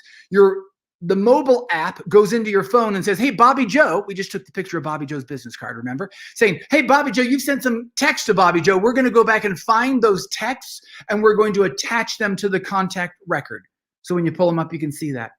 Maybe I call Bobby Joe. Oh, there was no answer, left a voicemail. So I just make a little note, no answer, left voicemail. So a couple days from now, when I'm thinking, what's the latest with Bobby Joe? I call up her contact record like, oh, that's right, no answer, left voicemail. I can even create a task for me to call Bobby Joe back. So when I get into my day, I'm thinking, what do I need to do today? My tasks will make sure I do the things I need to do. Maybe even, this is the power of the mobile app. Hey, it's a new number. You want to add them to your contacts? You get a call from someone. Yes, we want to add them to our contacts. We're trying to get as many people as we can in there. So the middle of the screen, you can see the camera and the picture of the mountain, the desktop calendar. And now it looks like there's a little business card. A new little icon has popped up. Remember that little business card. So you want to add them to your contacts? Yes. And this person is a lead. So it creates the contact record for the person. And then it said, now we push the little business card icon. That sends my contact information to them. So that's that first blue box. Here's my contact information. Next blue box, here's my calendar link. Now I can send pictures. Here's a photo of me speaking on a stage. Here's a bio. Here's a headshot. Here's some of my other products and services that I can sell for you. You now have access to all of that on your phone. Do you see how much more efficient you're going to be? And even if somebody calls you and you miss the call, these are missed calls. The last one on there, Brad. Brad called me, left a voicemail. Keep will transcribe the voicemail and attach that to the contact record. You're going to want to let calls go to voicemail because then you'll get them in writing. This is stuff you can do from your laptop. It's stuff you can do from your phone. You can send emails. You can send texts. This is the power that you're going to have all on your phone, in your pocket, in your purse, in wherever you're going, in your car, wherever you're going. Okay, here's the next one. Here's the next roadblock. People want to hire you, but your website is a distraction. Now you're like, okay, now you're offending me. My website's nice. I have a great website. I have lots of good stuff on my website. Yeah, lots of good stuff. You have, hey, I got videos of me speaking. I have I have a copy of my book. I have people talking about how great I am. I have all sorts. Yeah, that's a lot of stuff. People go to your website because they want to take action. They want to meet up with you. They want to do something, and you give them distraction instead of action. So lesson 7 is that websites are pretty, but landing pages are profitable. Landing pages are the new website. I was just talking to someone yesterday. They said they do 80% of their business off of landing pages. Landing pages are a single page, single call to action. You create those yourself inside of the Keep landing page building tool. So you don't have to worry about paying thousands of dollars to someone to build you a website. I mean, you have a website. I'm glad you got a website. And websites are important, but you're going to now hook up landing pages to your website. This, for example, this is every landing page should have one of these register now action buttons. So this is a friend I was talking to yesterday. Hey, she teaches you how to be more successful on the stage. Register now. This is a get my guide. These are all landing pages. This is what Danella, sign up here. Here, I've got some resources for you. Claim your free gift now. Karen does equity loans. This is her website, and she wants to get you off the website. So right down there, you scroll down, click here to start. That button takes you to a landing page. People, I come to this website because I want to take action. I want to do something. Hey, I've got to figure out my equity loans or something like that. I just fill out the form and she says, thanks, you did exactly what you're supposed to do. We will follow up. This is allowing people to take action with you. This is exactly what they want to do. Let them take action. Don't present them with distraction. Even a friend of mine, Ryan, he's a great business coach, marketing coach. If you Google Ryan Levesque, most of us would want someone to go to our website. His website's down there a little farther. He buys a Google ad. He pays money so that you don't go to his website. Guess where he wants you to go instead? To a landing page. If you go to the landing page, you get a copy of his book. He walks you through some stuff. There's no navigational tabs. There's nothing else to click here. There's only one thing to do, and that's to take action. In this case, get a copy of his book. You've got to be building landing pages. Maybe you have a free offer. Maybe you have a free guide. Maybe you have some kind of course that goes, whatever it might be, drive people to landing pages. That's where they take action. That's where you're going to make money. That's what kicks things off. Here's the next one. Speaking of money, taking money shouldn't be hard. Unfortunately, a lot of us make it hard. It shouldn't be hard for you or the people who are trying to pay you. Lesson number 8 is the sooner you invoice, the faster you get paid. I remember before I started working for Keep and Infusionsoft, I would speak and people would say, okay, send us an invoice. I hated that. I didn't have any system set up. I didn't have any great process to get invoices. I would go months without getting paid for speaking gigs or coaching or consulting just because the invoicing. So inside of Keep, you now build quotes and invoices. Couple quick clicks, you create a quote. Hey, to work with me, $19 or whatever. A push of a button turns it into an email that gets sent out. And now you can see that middle column, middle row there across the middle. Here are all the quotes you've sent out. You can track all the money you've got coming in possibly. Someone says, okay, send me an invoice. This is the easy part. Quick clicks, you got an invoice, personalize, upload your logo, push a button, turn it into an email. Your invoice is ready, send it to someone, and now you can track your invoices the same exact way. Here are the outstanding invoices. Here are the ones that have been paid, and it integrates with QuickBooks Online. If you use QuickBooks Online, you will be loving this even more. We integrate with hundreds of different programs. QuickBooks Online is that green circle over there on the left, and it's a native integration. So you don't have to worry about connecting with Zapier or something. If I'm in Keep and I take a payment from Harold, if I log out and I log into my QuickBooks, then that payment's going to show up. So you don't have to worry about double manual entry. Okay, let me get to the heart of everything I'm going to be talking to you. This is number 9 on our top 10 list. I might spend a little more time here. Excuse me. Most of us give up before we get the deal. Hey, you want to hire me to come speak on your stage? Hey, you want to buy my products from me? Hey, you want to do business with me? And pretty soon we get tired of asking, and so we give up before we get the deal. Lesson number 9 is that repetition makes champions.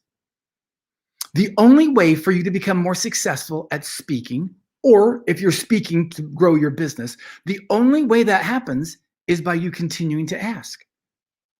Want to hire me to get on your stage? Want to buy my program? Want to do business with me? And we get annoyed by that, and so we stop asking. But that's not how you get to be a champion.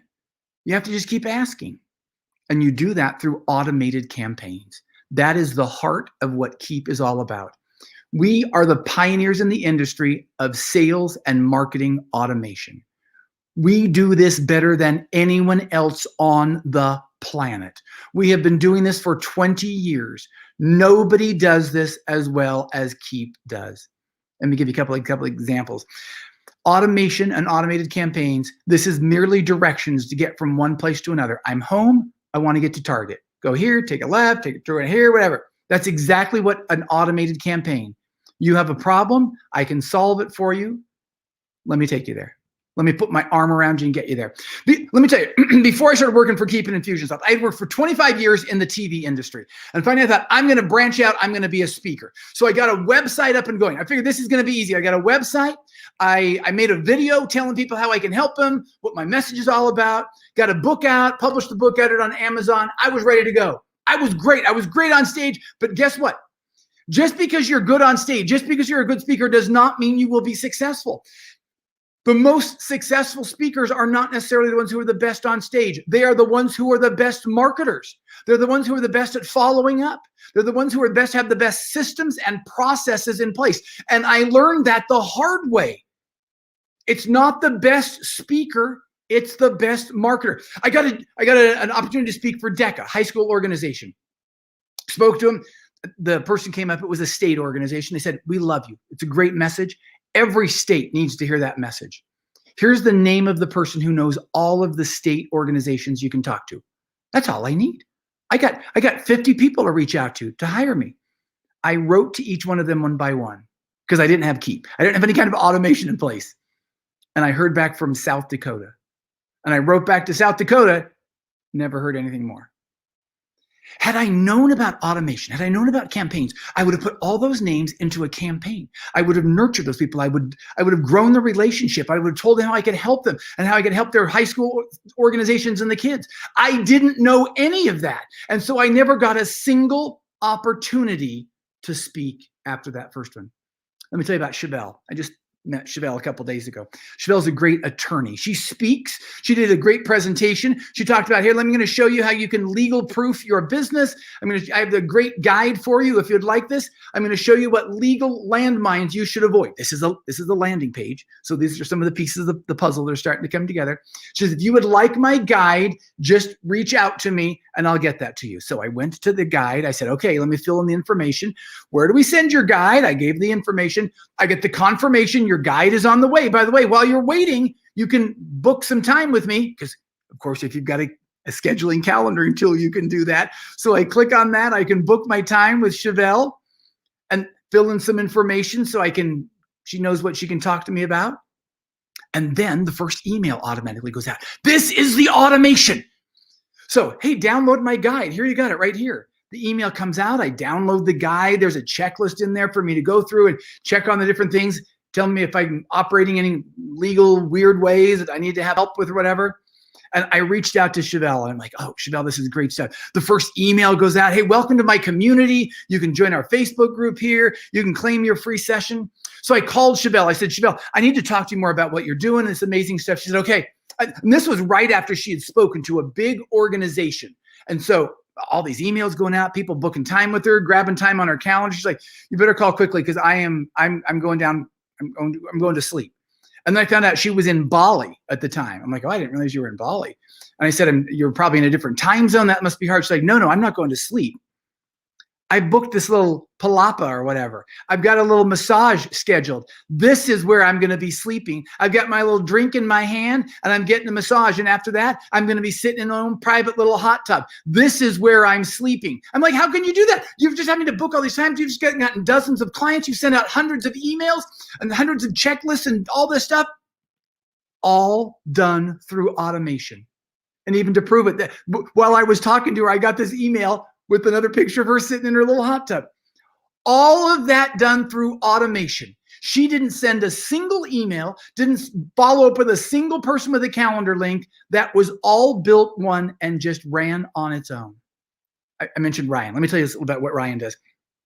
So when Ryan, he's like, I'll coach you on what kind of business you should start. Maybe you're a successful speaker. I'm going to show you how to parlay that into something else. Let me ask you do a little quiz here. And I like taking these fun little quizzes. So let me ask you a couple questions. He says, you should start a PBEF business. You don't know what that is. So give me your email address. So I enter that. I get a personalized video from him. Hey, you're a PBEF. Now I'm in his database. I'm segmented as a PBEF. The automation is going out. See how this all works together? The campaign working here? And he says, PB means you're a passion-based kind of guy. You should do a passion-based business. And it should be event-focused. So you should have events that you can drive people to. Then more emails continue to come over the course of a year or two. Hey, you're PBEF. Here's what that means. Here are the results. Here's some more stuff for you because you're PBEF. At some point, I'm thinking like, wow, I need to start a business. I need to reach out to Ryan. He's got his arm around me. He's getting me to the finish line. He's not letting me go until he knows he can help me. Another person, Elizabeth, she's a nutritionist, a dietitian. And she's like, I'm going to show you how to eat better, how to feel better, how to look better. I got a little quiz. I'll tell you which top mistake is killing your healthy habit efforts. I'm like, okay, I'll take that quiz. Bunch of questions. I'm a guy. I like to eat cupcakes. A few more questions. Hey, I've got your results. Give me your email address. So I enter and she says, you've got goal confusion. You want to lose weight and you still want to eat cupcakes. And then guess what happened after that first email? Nothing happened after that first email. I took that quiz like 2 years ago and I've never gotten anything more. Elizabeth has great information and great help and great content. And I raised my hand and said, I need help. And I never got any help. I don't want any of you to be like Elizabeth or like me when I was first starting out and speaking and didn't have any automation. I want you to be like Ryan. I want you to be like Michelle at the beginning. I want you to be like Chevelle. I want you to have automated campaigns. I want you to be able to grow your business through automation. Here's the very last roadblock you're probably stumbling along. You're doing too many things with too many things. Lesson number 10 is all in one place beats all over the place. This Radio Shack ad from 1990, there's like a computer and a phone and a calculator and a music player and all sorts of stuff. Everything on there is now on your phone. And there's a reason why everyone has a phone and nobody goes to Radio Shack is because all in one place beats all over the place. This isn't a system. Trying to build a birdhouse with a bunch of weird mismatched tools, that doesn't work. Instead, picture all the tools you want, like 16 blades. There's a calendar tool and quotes and invoices and your mobile app and your phone line. All the tools you would want in the hands of a robot because it's automated, because it's got landing pages, an automated campaign sitting on a pile of cash. This is what happens when you get the tools you need all in one place and you automate them. People like Damon John from Shark Tank, first question he asks is, Do you have Keep or Infusionsoft? Because that's how I know you're serious. Successful people like Dave Ramsey, Tony Robbins, Jack Canfield, all the people that I've talked to you about, all of those people use Keep. Otherwise, you'd have to get a bunch of different tools. Grasshopper for your phone, Schedule Ones for your calendar, your emails, and your CRM, all this. And those don't talk to each other. With Keep, not only do they talk to each other, they are each other. It's all the same tool. Let me walk you through. There are 3 things. This is the part I get most excited about because this is where I get to solve your problems. This is where I get to introduce you to the new way of life, the new way of success. Keep Max is probably a little more robust than most of you need. Keep Pro is the tool that I think is best. That's everything I've talked about. All the organizational tools, all the automation tools, everything you need. Keep Light does not have the automation, so it's not really what you need. There's a different price point for each one. Keep Pro is $149. Keep Light is $79. It's a monthly cost, but here comes the good news. Because you're here, because you've joined up, you all qualify for our partner pricing. Kelly and Corey, we've made an arrangement with them. They are one of our partners. And so by osmosis, by the fact that you're here, you all get to benefit. You ready? None of you has to pay retail. And by the way, well, I'll tell you in a second. Here's the first bit of good news. Everything good news now. $99 a month. You will never have to pay more than $99 a month. That's the partner pricing. This is like a little trap door. Most people do not know about how to do this. You're getting this because you are here. Normally on an order form, you get 1 user in the middle column, 500 contacts in your database. You get 3 one-on-one sessions to get coached and trained. But remember, it's all good news. So here's good news. I've already seen a piece of paper that shows me the price of Keep is going up. It is not going up for you. You are grandfathered in at $99 a month. You will never have to pay more than that. If somebody calls you in a few months and said, okay, we've increased the price, like, not for me. I'm grandfathered in. I'm never paying more than $99. And you're doing that because you're getting signed up today, and it will never be more than that. Also, because you're signing up today, I'm going to 5 times your account size for you for free. So it goes from 500 to 2,500. You'll be able to put 20. Now, once again, every time you get on a stage and you say, hey, come join my list. Hey, go to this landing page. Hey, sign up for my ever free, whatever. You're going to be filling that database. Even if you don't need it now, you will need it soon. And you'll be glad then that you got it now free. I'm going to get you an additional user. Maybe you have a virtual assistant. Maybe you have a partner. Maybe you have someone who's helping you out. You might not need it now. You will need it at some point. And now you'll be glad. Then you'll be glad you got it now for free. If you have some campaigns somewhere else, we'll help you migrate these over. And you're getting 50% off the first 3 months. So as if it weren't cheap enough already, I've already taken it down to $99. Now I'm taking it down to $49. Each of your first 3 months is just $49. If you don't have $49 to invest in your business, you don't have a business. So $49, the best investment you're ever going to make. We've reached out to a company called Success Engine. They're going to coach you and train you on how to do this. I want to make sure you understand how to build things and make your automated campaigns. We're going to give you 4, not 3, but 4 one-hour personalized coaching sessions. You want to build landing pages? They'll help you do that. Build automated campaigns? They'll help you do that. Set up your calendar link, set up your contact information, whatever you want. You've got them for 4, not 3, 4 one-hour personalized coaching sessions. And they are going to do a special kickoff webinar next Tuesday at 1 o'clock Eastern, 10 o'clock Pacific. This is like, just to make sure everybody, hey, you know how to log in, add a contact, do some simple stuff. That's the booster webinar on Tuesday. You've got your 4 coaching hours, you one-on-one, and a little video course we're going to get for you, all for free. You don't have to pay anything for that. Literally, we used to charge hundreds and thousands of dollars for that. You don't have to pay anything for it. And you don't even have to sign a contract. I don't want you to have any kind of fear. Hey, I'm worried about the cost. Don't worry about the cost. It's the lowest cost you could ever possibly pay. I'm worried about, will I be able to learn this? I got the best coaching and training ever put together. I'm worried about getting trapped into something. There's no trap. There's no contract. You don't have to worry about anything. And then this guy has even created, I mentioned a video course. This guy has created, we have never, this is the first week I've ever put this together. He's put together a bunch of video courses, and I don't know if I'm allowed to do this. I'm going to give them all to you free. You can have unlimited access. Watch all the videos you want. We've got amazing customer service. You've got the great personalized coaching from Success Engine. And now you're going to be able to watch all these courses as much as you want. All you have to do is go here, keepnow.com/BAM, BAM, keepnow.com/BAM. When you go to BAM, that allows you to sign up and take advantage of this all. I'll run through it one more time for you, because this is the part I get excited about. 2,000 bonus contacts for free, an additional user for free, your onboarding coaching free, and from 3 to 4 calls on that. You don't have to sign any contract, and you're getting 50% off your first 3 months. This is literally unheard of. I have never, this is the first week I have ever been able to put this together, literally.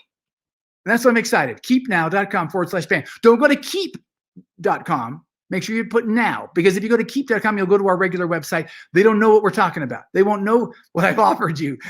They will not be able to get it for you. So keepnow.com/BAM. When you go there, this is the page you will see. You get the extra contacts, the extra user, the discount to $99 and 50% off the first 3 months, literally out the door for $49.50.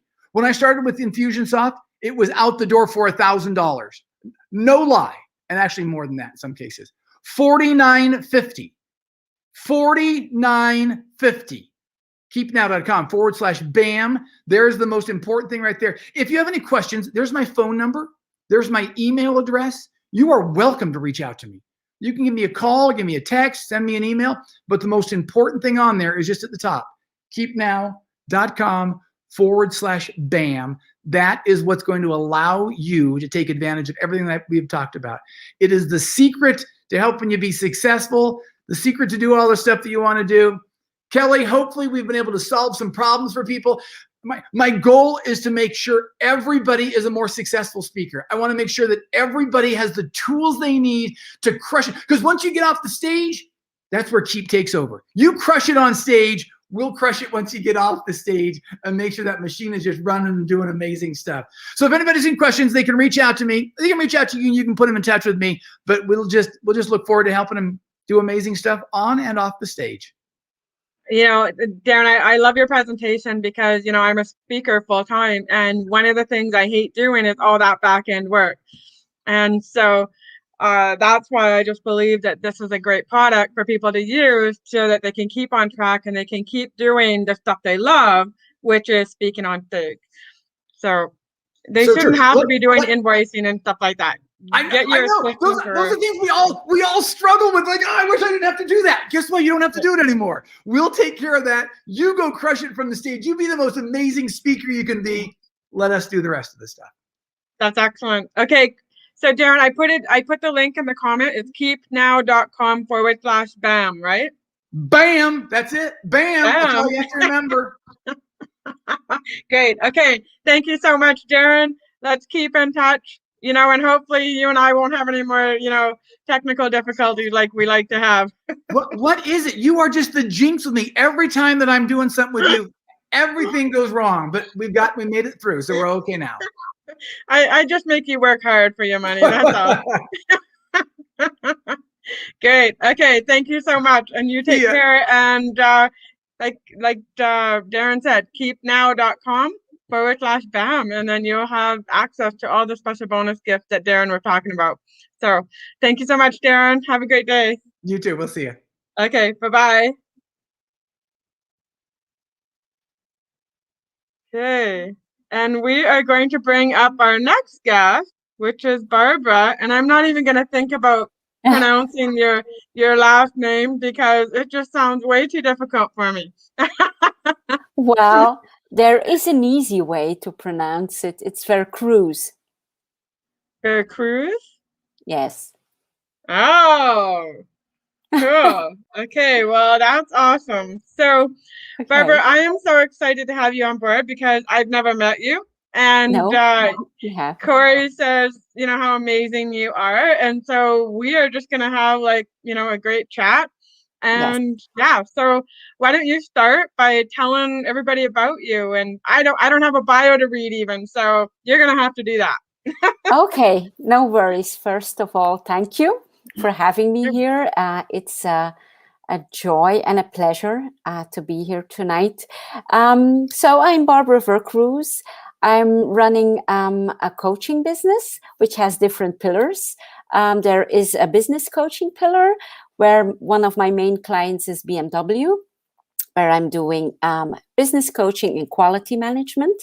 Then I also have a second pillar, which are my personal coaching clients.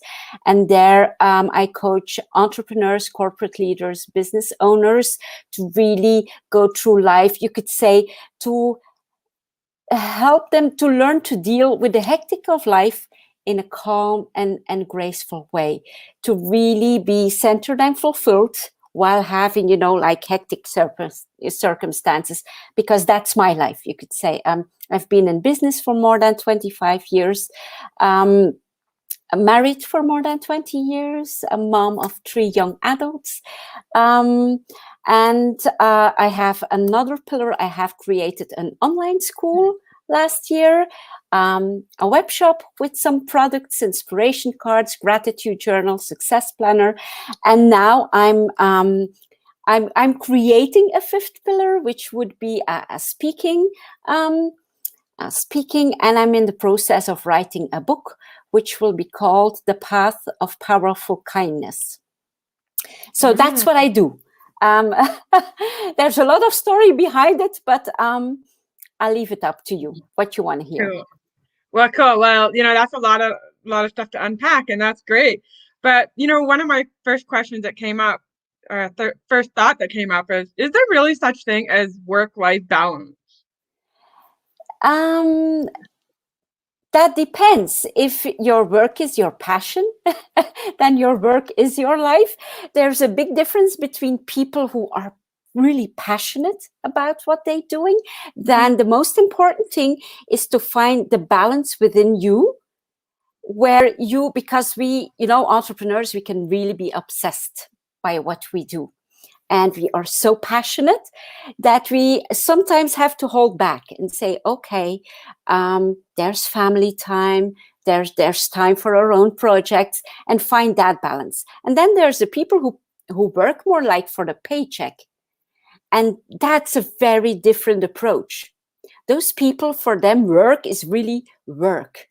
Like the people I work with mostly are so passionate about work that we have to find ways to, you could say, to not get them burned out in 5 years or in 3 years.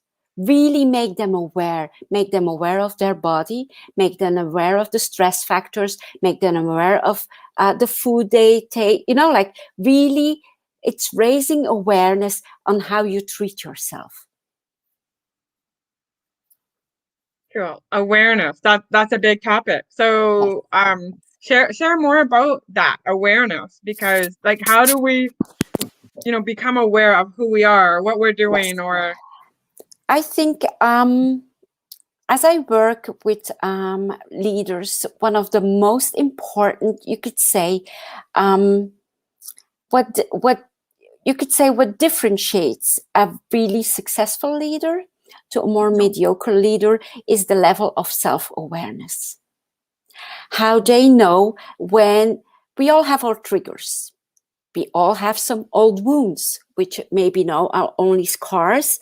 But sometimes somebody says, let's say, I'm an accomplished manager, but I reached my position.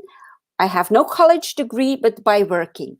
And my weak spot is if people around me are they have all that college degree and they are all highly educated. And somebody would say to me, well, how would you know? You never went to college. And then those people will react in a because that's something that is already destabilitating for them.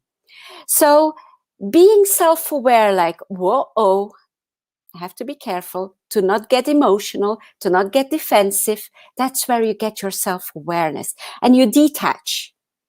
You detach from what is said, because the words, what someone else says is a reflection of him. It has nothing to do with you.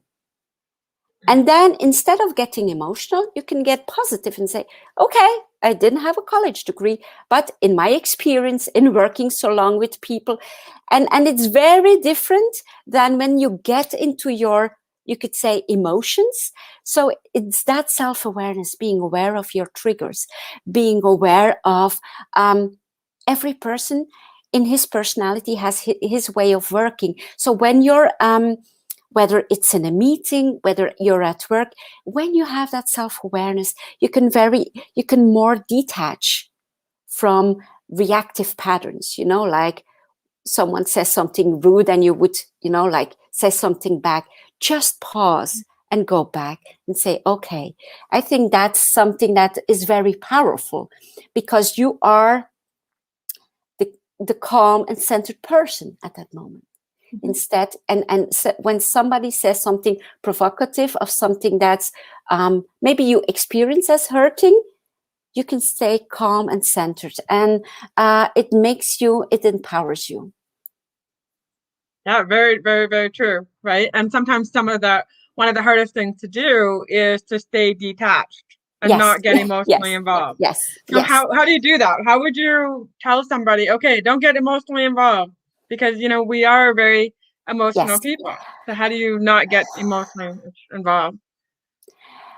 One, you could say it's a training. It's a training. And life offers us a lot of exercises every day. And when we say like closest relations are your biggest teachers, that's not a cliche. That's what it is. Very often in a marriage, we already have that, like, oh, you always say that, you always want that. No. Just stay out of that. And in one of my mantras, and it comes from the book, The Four Agreements from Don Miguel Ruiz, is don't take anything personally. Because what someone says nothing about you, only reflects his inner state of mind. And that's a training. That's a training. And the more you could use it as a mantra, don't take anything personally. And it makes you so much more powerful. And go, like, just pause. You could even say, I count to 5. When I feel something coming up, I count to 5. I take a deep breath. What I have done in like board meetings, important meetings, BMW, it's in the automotive, 90% male world, 95 even. And their style of communication can be very direct, can be very, what you would experience even as rude. It's unconscious in there. And sometimes I just had to get up and go to the bathroom and stay there for a minute or two, take a deep breath, because there were all those alpha males on the meeting table. And I'm more like a reserved, quiet person. And I wanted to make, like my statement, and they would be, oh, no, And I was like, okay, I'm going to the bathroom. I'm breathing. And I come in, and I have learned to say, stop and listen now. Now, like, you find your ways to deal with situations. And we all have our little, you could say, tricks or things that we do. So I have learned to say, stop and listen now. Mm-hmm. And I had to, because apparently males and females, we communicate in a different way. So a man can be very direct, and we sometimes have to reflect. I'm also an introverted person, which makes me always reflect before I speak. And if you're in a room full of extroverts, especially like in a sales meeting, full of salespeople they're very open, they're very me first, and just say, stop and listen now. And it works. And it's just staying, finding for yourself what suits your personality, what feels best for you to deal with people who are, you could say, communicating in a different way, operating in a different way, which seems, and of course, the longer you work with someone, the better you know that person. But it's also about knowing yourself first. If you know that with loud, outgoing people, you tend to hold back and to close down, if you're aware of that, you can change that. And it doesn't happen overnight. But I can say in working 5 years now with BMW, it changed me. It made me more open. It made me learn to set healthy boundaries, to communicate in a more direct, shorter way. So Yeah. it's what you learn. And I think in that awareness, you become very powerful, and knowing that every situation needs, knowing that you can change. I think that's a big one. If you say, well, I'm like that, like I cannot change myself. Yes, you can. You actually can. It's not because you get, you lose some kind of self-confidence when you're with a certain kind of people. Once you're aware of that, and you can work yourself through that and saying, okay, it's not because they're loud, they're very outspoken, that I have to draw back. I'm as valuable as they are. And you train yourself in that. That's for people who are maybe more shy, who are more introverted. You really can train yourself. The same with people who are maybe extroverted and love to talk and don't listen enough, and have had feedback from coworkers like you never listen. They can learn. They can stop themselves and say, whoa, that awareness, whew, I have to shut up now and listen. I love that you say that, because for a number of reasons. One is I'm also very introverted, and I tend to be very shy at times. Although when people see me on stage as a speaker, they're like, there's no way you're an introvert. I'm like, no, I am a true blue introvert, right? Like people drain me. But I've known in certain social situations where I'm like that, where I don't speak up as much. But I still remember there was an event that I was at, and I was part of this committee. And there was, I think there was like 5 of us in this one breakout room. And 3 of the people were talking so much that they couldn't even give us they didn't even stop for a second to allow the other 2 of us who couldn't talk. We couldn't even get a word in. And so finally I just said, hold it. Before you 3 make decisions for our group, can you let, me and him also have a time to chat? Because the 3 of you have done all the talking, and you haven't allowed us to state what our opinion is. And quite frankly, I don't agree with what you guys are saying. So, so anyways, they just instantly shut up because they realized that the 3 of them had done all the talking and hadn't even given us an opportunity to talk. So I think it's important for people to stand up and use their voice and say, hey, I also am a valued member of the group. Yes. And not let your life be run by your shyness or your, like introverted nature. Just overcome that little step. It's not like I'm an introvert too. I recharge my batteries by being on my own, which doesn't mean if I have a message, I like to share my message, but just in overcoming some little obstacles within ourselves, we open a new world, we open a new way of being, and we can move on instead of staying stuck in our, like little corner. Yes, absolutely. It's a gift to ourselves. It is. And we need to be heard. Yes. Right? Like we all need to be heard in that way, which is one of the reasons why we are coaches and speakers and authors. Yes. So tell us more about your book, because I want to hear all about your book. Okay, so the title is The Path of Powerful Kindness. And I'm very passionate about kindness. And I have been since, you could say, childhood. As a child, I was always called too kind. People always say, well, you will never be successful in life. You're just too kind. And it startled me. I was like, do I have to be less kind now? What kind of world did I end up here that I have to be less kind? And you know how life goes. We have, as a child, we have that innocence, that purity, the way we look at the world. And when we grew up, we lose that for a bit because society, school, you go to school, to college, you married, and you start to believe what is said in the world, like you have to toughen up, like to be successful, you have to be tougher. There's kindness is weakness. So my main mission is to bring into the world a message: kindness is powerful. Kindness is not a weakness.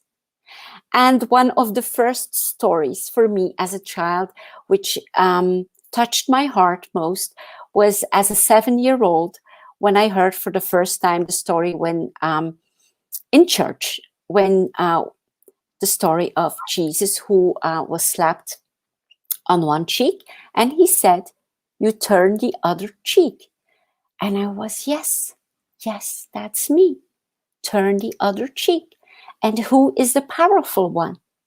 It's the one who is turning the cheek, because he stays calm and centered. Who is the weak one? That's the one who is slapping and overwhelmed by hatred and aggression. Right. But it's not, like when you would say, I stay calm, centered, powerful, and even I get slapped on the other cheek, people would say you're a doormat. No, you're not. You're not. It's in staying, like the rude person, when the rude person is rude and you answer in a kind way.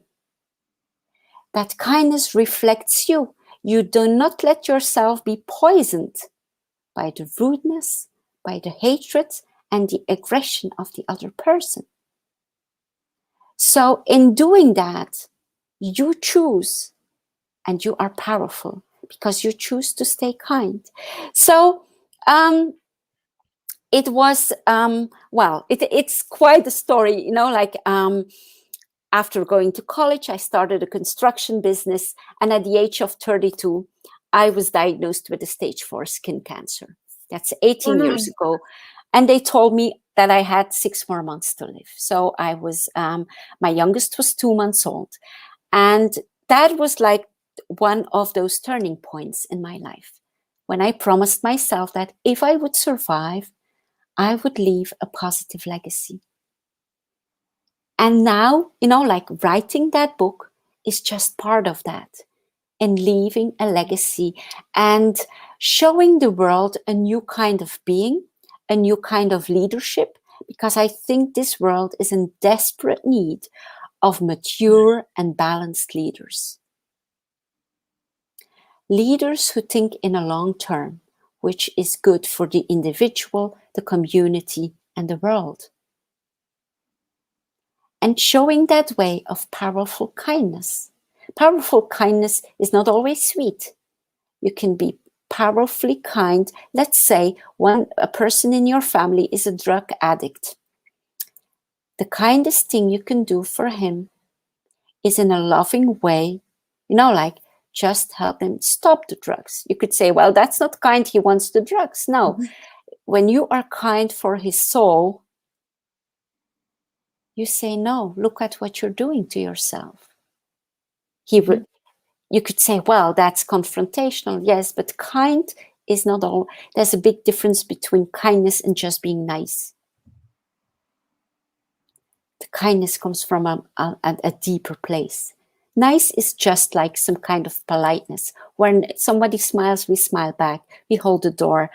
Kind is, you can be kind even when it's not, when it's difficult. And it requires courage.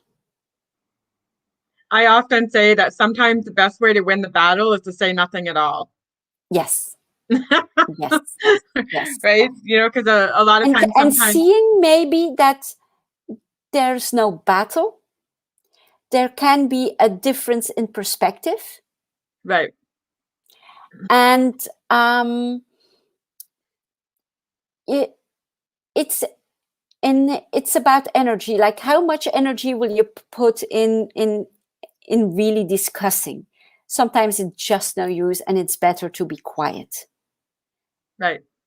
And I think that is mostly, that's a very wise decision, to just say, but we all have our perspective, and like some people have a very loud perspective, but it doesn't mean that they're right. That's right. So, do you also do speaking along with your books and coaching? Well, I do a lot of video. I'm doing Facebook Lives. I have done since 6 years a lot of video. I have a large Facebook community on LinkedIn, on Instagram, and public talking will start now with the book. So that will be quite new for me. Right. But so, I'm very excited. I'm very excited. Yeah, absolutely. Are you going to do like a virtual book launch? Is that what you're planning on doing? Yes, that's what I'll be doing. I hope to have finished everything for the end of the year, because now I just outlined and I still have to write a lot, and I have a very fully scheduled life already. So the writing is really at 5 a.m. or at 10 p.m. But that's okay. So for the end of the year, the book will be ready. Right. No, that's excellent. To me, a book is like an ongoing process. It doesn't just happen overnight. It's something that takes time. Yes. I know when I've written all of my books, it just seems like you write one and then all of a sudden something happens and it's like, oh no, I'm going to change that and add this, or something in life happens and you want to add that story in. Absolutely. That's true. But I think I think we live in a time where never before so many people could express their voice. And I think that's just phenomenal. People can take their phone and you can start, 6 years ago, I was a completely unknown woman in Belgium. Nobody knew me. And I built up this community, starting with inspirational videos and with a highly engaged audience. And now, like every month on my Facebook page, I reach millions of people. And just doing that, it's something like, if I can do it, everybody can do it. It's just your passion. You have to be passionate. You have to embody your message, I would say. And love people. That's excellent. Yeah, absolutely. That's what it's all about, is, loving people, sharing and teaching them and helping them. Yes. So, what is your favorite book? Whoa, that's a hard one. You can maybe see we have a whole library here in the house. So, oh my goodness, do you ever? My husband and I, we are passionate about books. It's I would say The 4 Agreements is certainly one of my favorites. Autobiography of a Yogi is also. There are some fiction books. I like to read Russian writers. I have Tolstoy. It's very large. I have a very large field of interest in self-development. I've, of course, read Think and Grow Rich. I love that book, like The Working of the Mind, The Power of Awareness of Neville Goddard. Biographies, I love to read autobiographies and biographies of inspiring people. A few months back, I read Leonardo da Vinci, like those people who really lived up to their full potential, that the gifts that they had within them, they had the courage to really blossom and explore and become their true selves, you could say. Yes, that's excellent. I know I've got a library of books too, not as many as you, but what's your favorite? One of my favorites that I love right now is called The Power of Intention by Wayne Dyer. Yes. That's a great one. I have read it too. It's a great one. Yeah. Every time I pick it up, I'm it just feels like he's talking right to me. And it's like, oh, Yes. this makes perfect sense. And it really Yes. helped me to understand myself and why I Uh-huh. do the things I do, and why I need a variety in my life and that sort of thing. Yes. So Yes. yeah, that's one of my favorites that just popped into my head. Uh-huh. But yeah, I have a lot of books that I really enjoy. One of my other ones that I really enjoyed, and this one hit me right when I was trying to decide if I was gonna leave my husband or not. Uh-huh. And it was Feel the Fear and Do It Anyways Oh, great. by I haven't Susan read Jeffers. that one. Yes. Yeah. And it was really a good book because I only needed to read the first 20 pages, and then I knew why I was finding it so hard to leave my marriage. Yes. And that was because we don't know what's on the other side. Yes. My whole adult life, I was with him, and then it was like, what do you mean I'm going to be alone? Right? Yes. It was so It's you going don't into know if you can discomfort, handle it. like it doesn't feel comfortable. And I have learned to embrace discomfort. I know now when I feel discomfort, it means like, oh, I'll be growing here. It's something new. Where before, if you're not familiar, you just feel the fear and you don't think about the growing. But once you recognize it and you grow and you, yes. And I love that title. That's a great title. Feel the fear. Yeah, absolutely. I know. Feel the Fear, Do It Anyways. I was like, oh, that should be a title of my book, right? Yes, yes. That's But definitely, no, it's good. You're right. That's when we grow, is when we take on that fear and we Absolutely. we go through it. Absolutely. And once we know that, we will have those moments of discomfort. We will have, and that it's very natural to feel that fear. Then we don't resist the fear. We just say, okay, it's that moment. I'm growing. Something will be happening that I don't know, and it's okay. It's like, like it's when you are on a first date and you don't know the other person. You're like, oh, what's happening here? And it's how we grow. It's how we learn new things. It's how we discover and explore. And for some people, they feel a little fear in discomfort. And for other people, they feel a huge fear in discomfort. Right. Exactly. But that's how we grow. Yes. Absolutely. Right. That's how we grow, and that's how we accomplish our goals and our dreams. And I know even with myself 10 years ago when I was going through my divorce, I mean, it was a toxic marriage and we were almost bankrupt, and there was, emotionally, I was just a wreck. Mm-hmm. But if I wouldn't have done that, where would I be then? I know.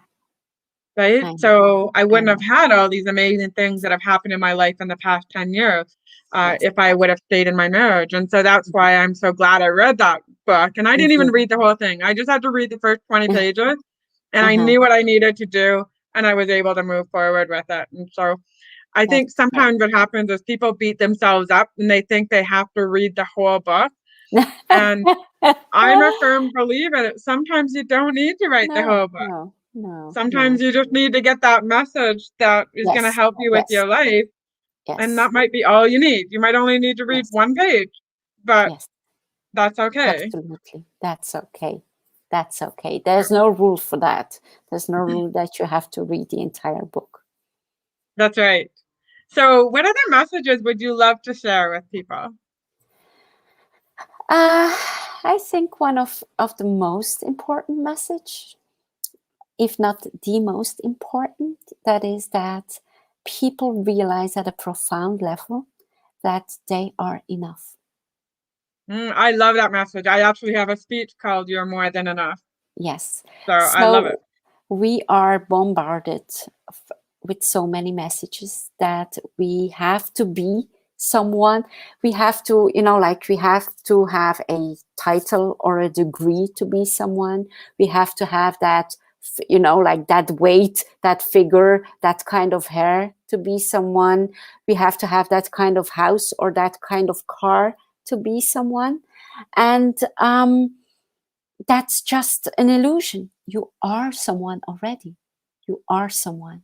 You don't have to become someone. It's already there. Everything is present within you. And if you start from there, from that deep feeling of self-love, you could say that you are enough. If you start there, your life will start to change, because you will live from the inside out instead of the outside in. You will not be so hungry for appreciation anymore. You will not be so needy for love anymore, because you know that it is all here. It's not coming like that. And then you start sharing. I think you will know that. You feel when you are full of that self-love and you know how worthy you are, you start sharing from within you. Whether you are, let's say, you are the best baker in the world, you start baking those cupcakes like nobody does, because you put a part of yourself in it. Let's say you're a teacher. You start teaching from another place, because it's from who you are. It's like a prolongation from who you are, and it shifts your life. And it's a very powerful place, because nobody can take that away from you unless you would allow it. Very, very, very true. And one of the things that I always teach people when I speak about you're more than enough is that I believe the biggest reason people don't feel like they're enough is because they keep comparing themselves to other people. Yes, absolutely. And so if they're, for example, if you're a woman and, you make $15 an hour at McDonald's, and you've got a friend that's a lawyer that's charging $500 an hour, you think you're not as valuable as the woman lawyer who's charging $500 an hour versus you working at McDonald's. But no, and that's not the true. big issue. Your value is not based on how much money you make or don't make.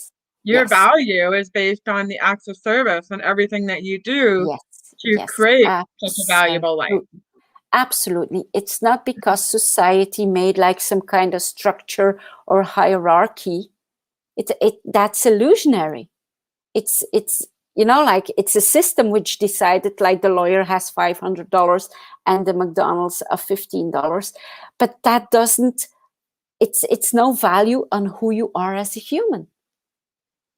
Because if we could see each other, you could say, in how we radiate, in you could say as a spirit, maybe from a divine perspective, the $15 lady is maybe so giving such an amazing service, such a golden heart, that what she is bringing into the world is invaluable. Exactly. And maybe she's babysitting the lawyer's children so that the lawyer can go and do her job and help other women, get through their divorces and stuff like that. So she's doing her act of service to help people. Yes, absolutely. Everybody is doing something. And it's there's from so much value in that. Yes, from so early on, we are taught to compare, like children, even in school, they're 8 or 9 years old and they hear their grades, and it's always comparing and how much do you have. And if we could just like get rid of all of that and say, children, we each have our talents, each develop what is within you, instead of like molding everybody in the same mold and making little, like little monkeys who have to do what is told. There's a long way. There's still a lot to be done. There's a lot to be done. And we live in exciting times for that, because we can feel how the change is coming, how more and more people like you and I are really raising awareness. And people, you have the choice. You have the choice on how you go through life. Yeah, absolutely. I still remember one of my coaches telling me, she says, Kelly, why don't you value yourself? And this was quite a few years ago. And I said, what do you mean? I value myself. I'm a speaker and I share my story with, schools and women's groups. And that was my ego talking, right? My ego is all defensive and upset, right? Of course I value myself. And she's like, no, I think the reason you don't value yourself is because you're not making the money you want to make. And that was what hit me right in my chest, Yes. because that was true. I had set a financial goal and I didn't meet it. And so Mhm. I was upset with myself because I didn't meet my financial goal. And so it made me feel really like a loser. And so, anyways, what she'd said is, don't call me back until you know what value is. Yes. And I was like, what the heck is value? Like I was pondering that. I'm like, well, what is value? I don't understand, because I placed a lot of value on how much money people made or didn't make, right? Mhm. And so then I started thinking about some of the stuff I've done in my life. And like my book is being used in Africa to teach teenagers about self-esteem. Mhm. I connected an old friend from high school with his family who thought he was dead. They hadn't seen him in 25 years. Mhm. I coached another guy, a friend of mine, to become a best-selling author, and then he was coaching other people to be best-selling authors, and they're getting their stories out in the world. And so I wrote down a whole list of all of these things I had done, and I emailed it to my coach, and then I read it the next day, and I wrote it in the third person. And as I'm reading all these things and these awards I've won, and Uh-huh. they got to the bottom, and I said, who is that chick? I need to know her. Uh-huh. And then it hit me, well, it's me. And That's so when I great. sent that to my coach, she said, I think you finally get it. Your value is not in how much money you make or No. don't make. Your No. value is in what you do as a person to help other people. Yes. Absolutely. And that's when it Absolutely. hit me, is that I didn't have to meet that financial goal in order to be a valuable person. Absolutely. I have gone through that same process before. I can very much relate. And it can be a nagging voice saying like you didn't hit that goal. And especially if you're an achiever, but just knowing then that appreciation can be shown in many ways. It's not only in a monetary way. You can get appreciation can be expressed in so many ways. And if we only look at how much money comes in, then we are doing disempowering ourselves anyway. Exactly. Okay, Barbara, how can people get in touch with you? How can they work with you? The easiest thing is to connect with me through LinkedIn, because there they can see very clearly what I do. There's my telephone number, email address. They can connect. They just type in my name, which they see now, and they go through LinkedIn and they connect with me. Okay, and your LinkedIn is your name, right? Do you have a link for that? Yes, or? that's my name. It's my name, Barbara Vercruysse. Okay, I think it's LinkedIn.com. Do you want Or you can put it in the chat later. I don't think you can put it in the chat through here, but I'll put it in the chat. Or what you can do is put it in the private chat for you and I, and then I can copy and paste it and put it in the chat for everybody. I'll do that right away because it's so quickly done. And here it comes. What kind of people do you work with, or what type of people? What do you like? Mostly there are entrepreneurs, business owners, corporate leaders, people who are passionate, open-minded. I'm working in a very intuitive way, you could say. And mostly, I think it's always with a coach like that, you have a first call and you feel like if you can really be of service to that person or not. Mm-hmm. That's always how I work. And especially with people, I think one of my strengths is helping people build resilience and calm and centeredness midst of a hectic life. Because I have a hectic life and I find a way to go, like with a certain grace and ease. I have overcome enormous challenges. So if people are facing something, I have a deep, compassionate heart and understanding, and help them guide through it. Okay, that's excellent. Okay, thank you, Barbara. I'm not going to keep you any longer because I know No, you probably got a, thank you. I know you got a crazy hectic life, and I really want to Thank thank you, you for Callie. being a part of our show, and thank you, thank you so much for being with us, and have a great day. Bye-bye. Okay, bye bye. Bye. Okay.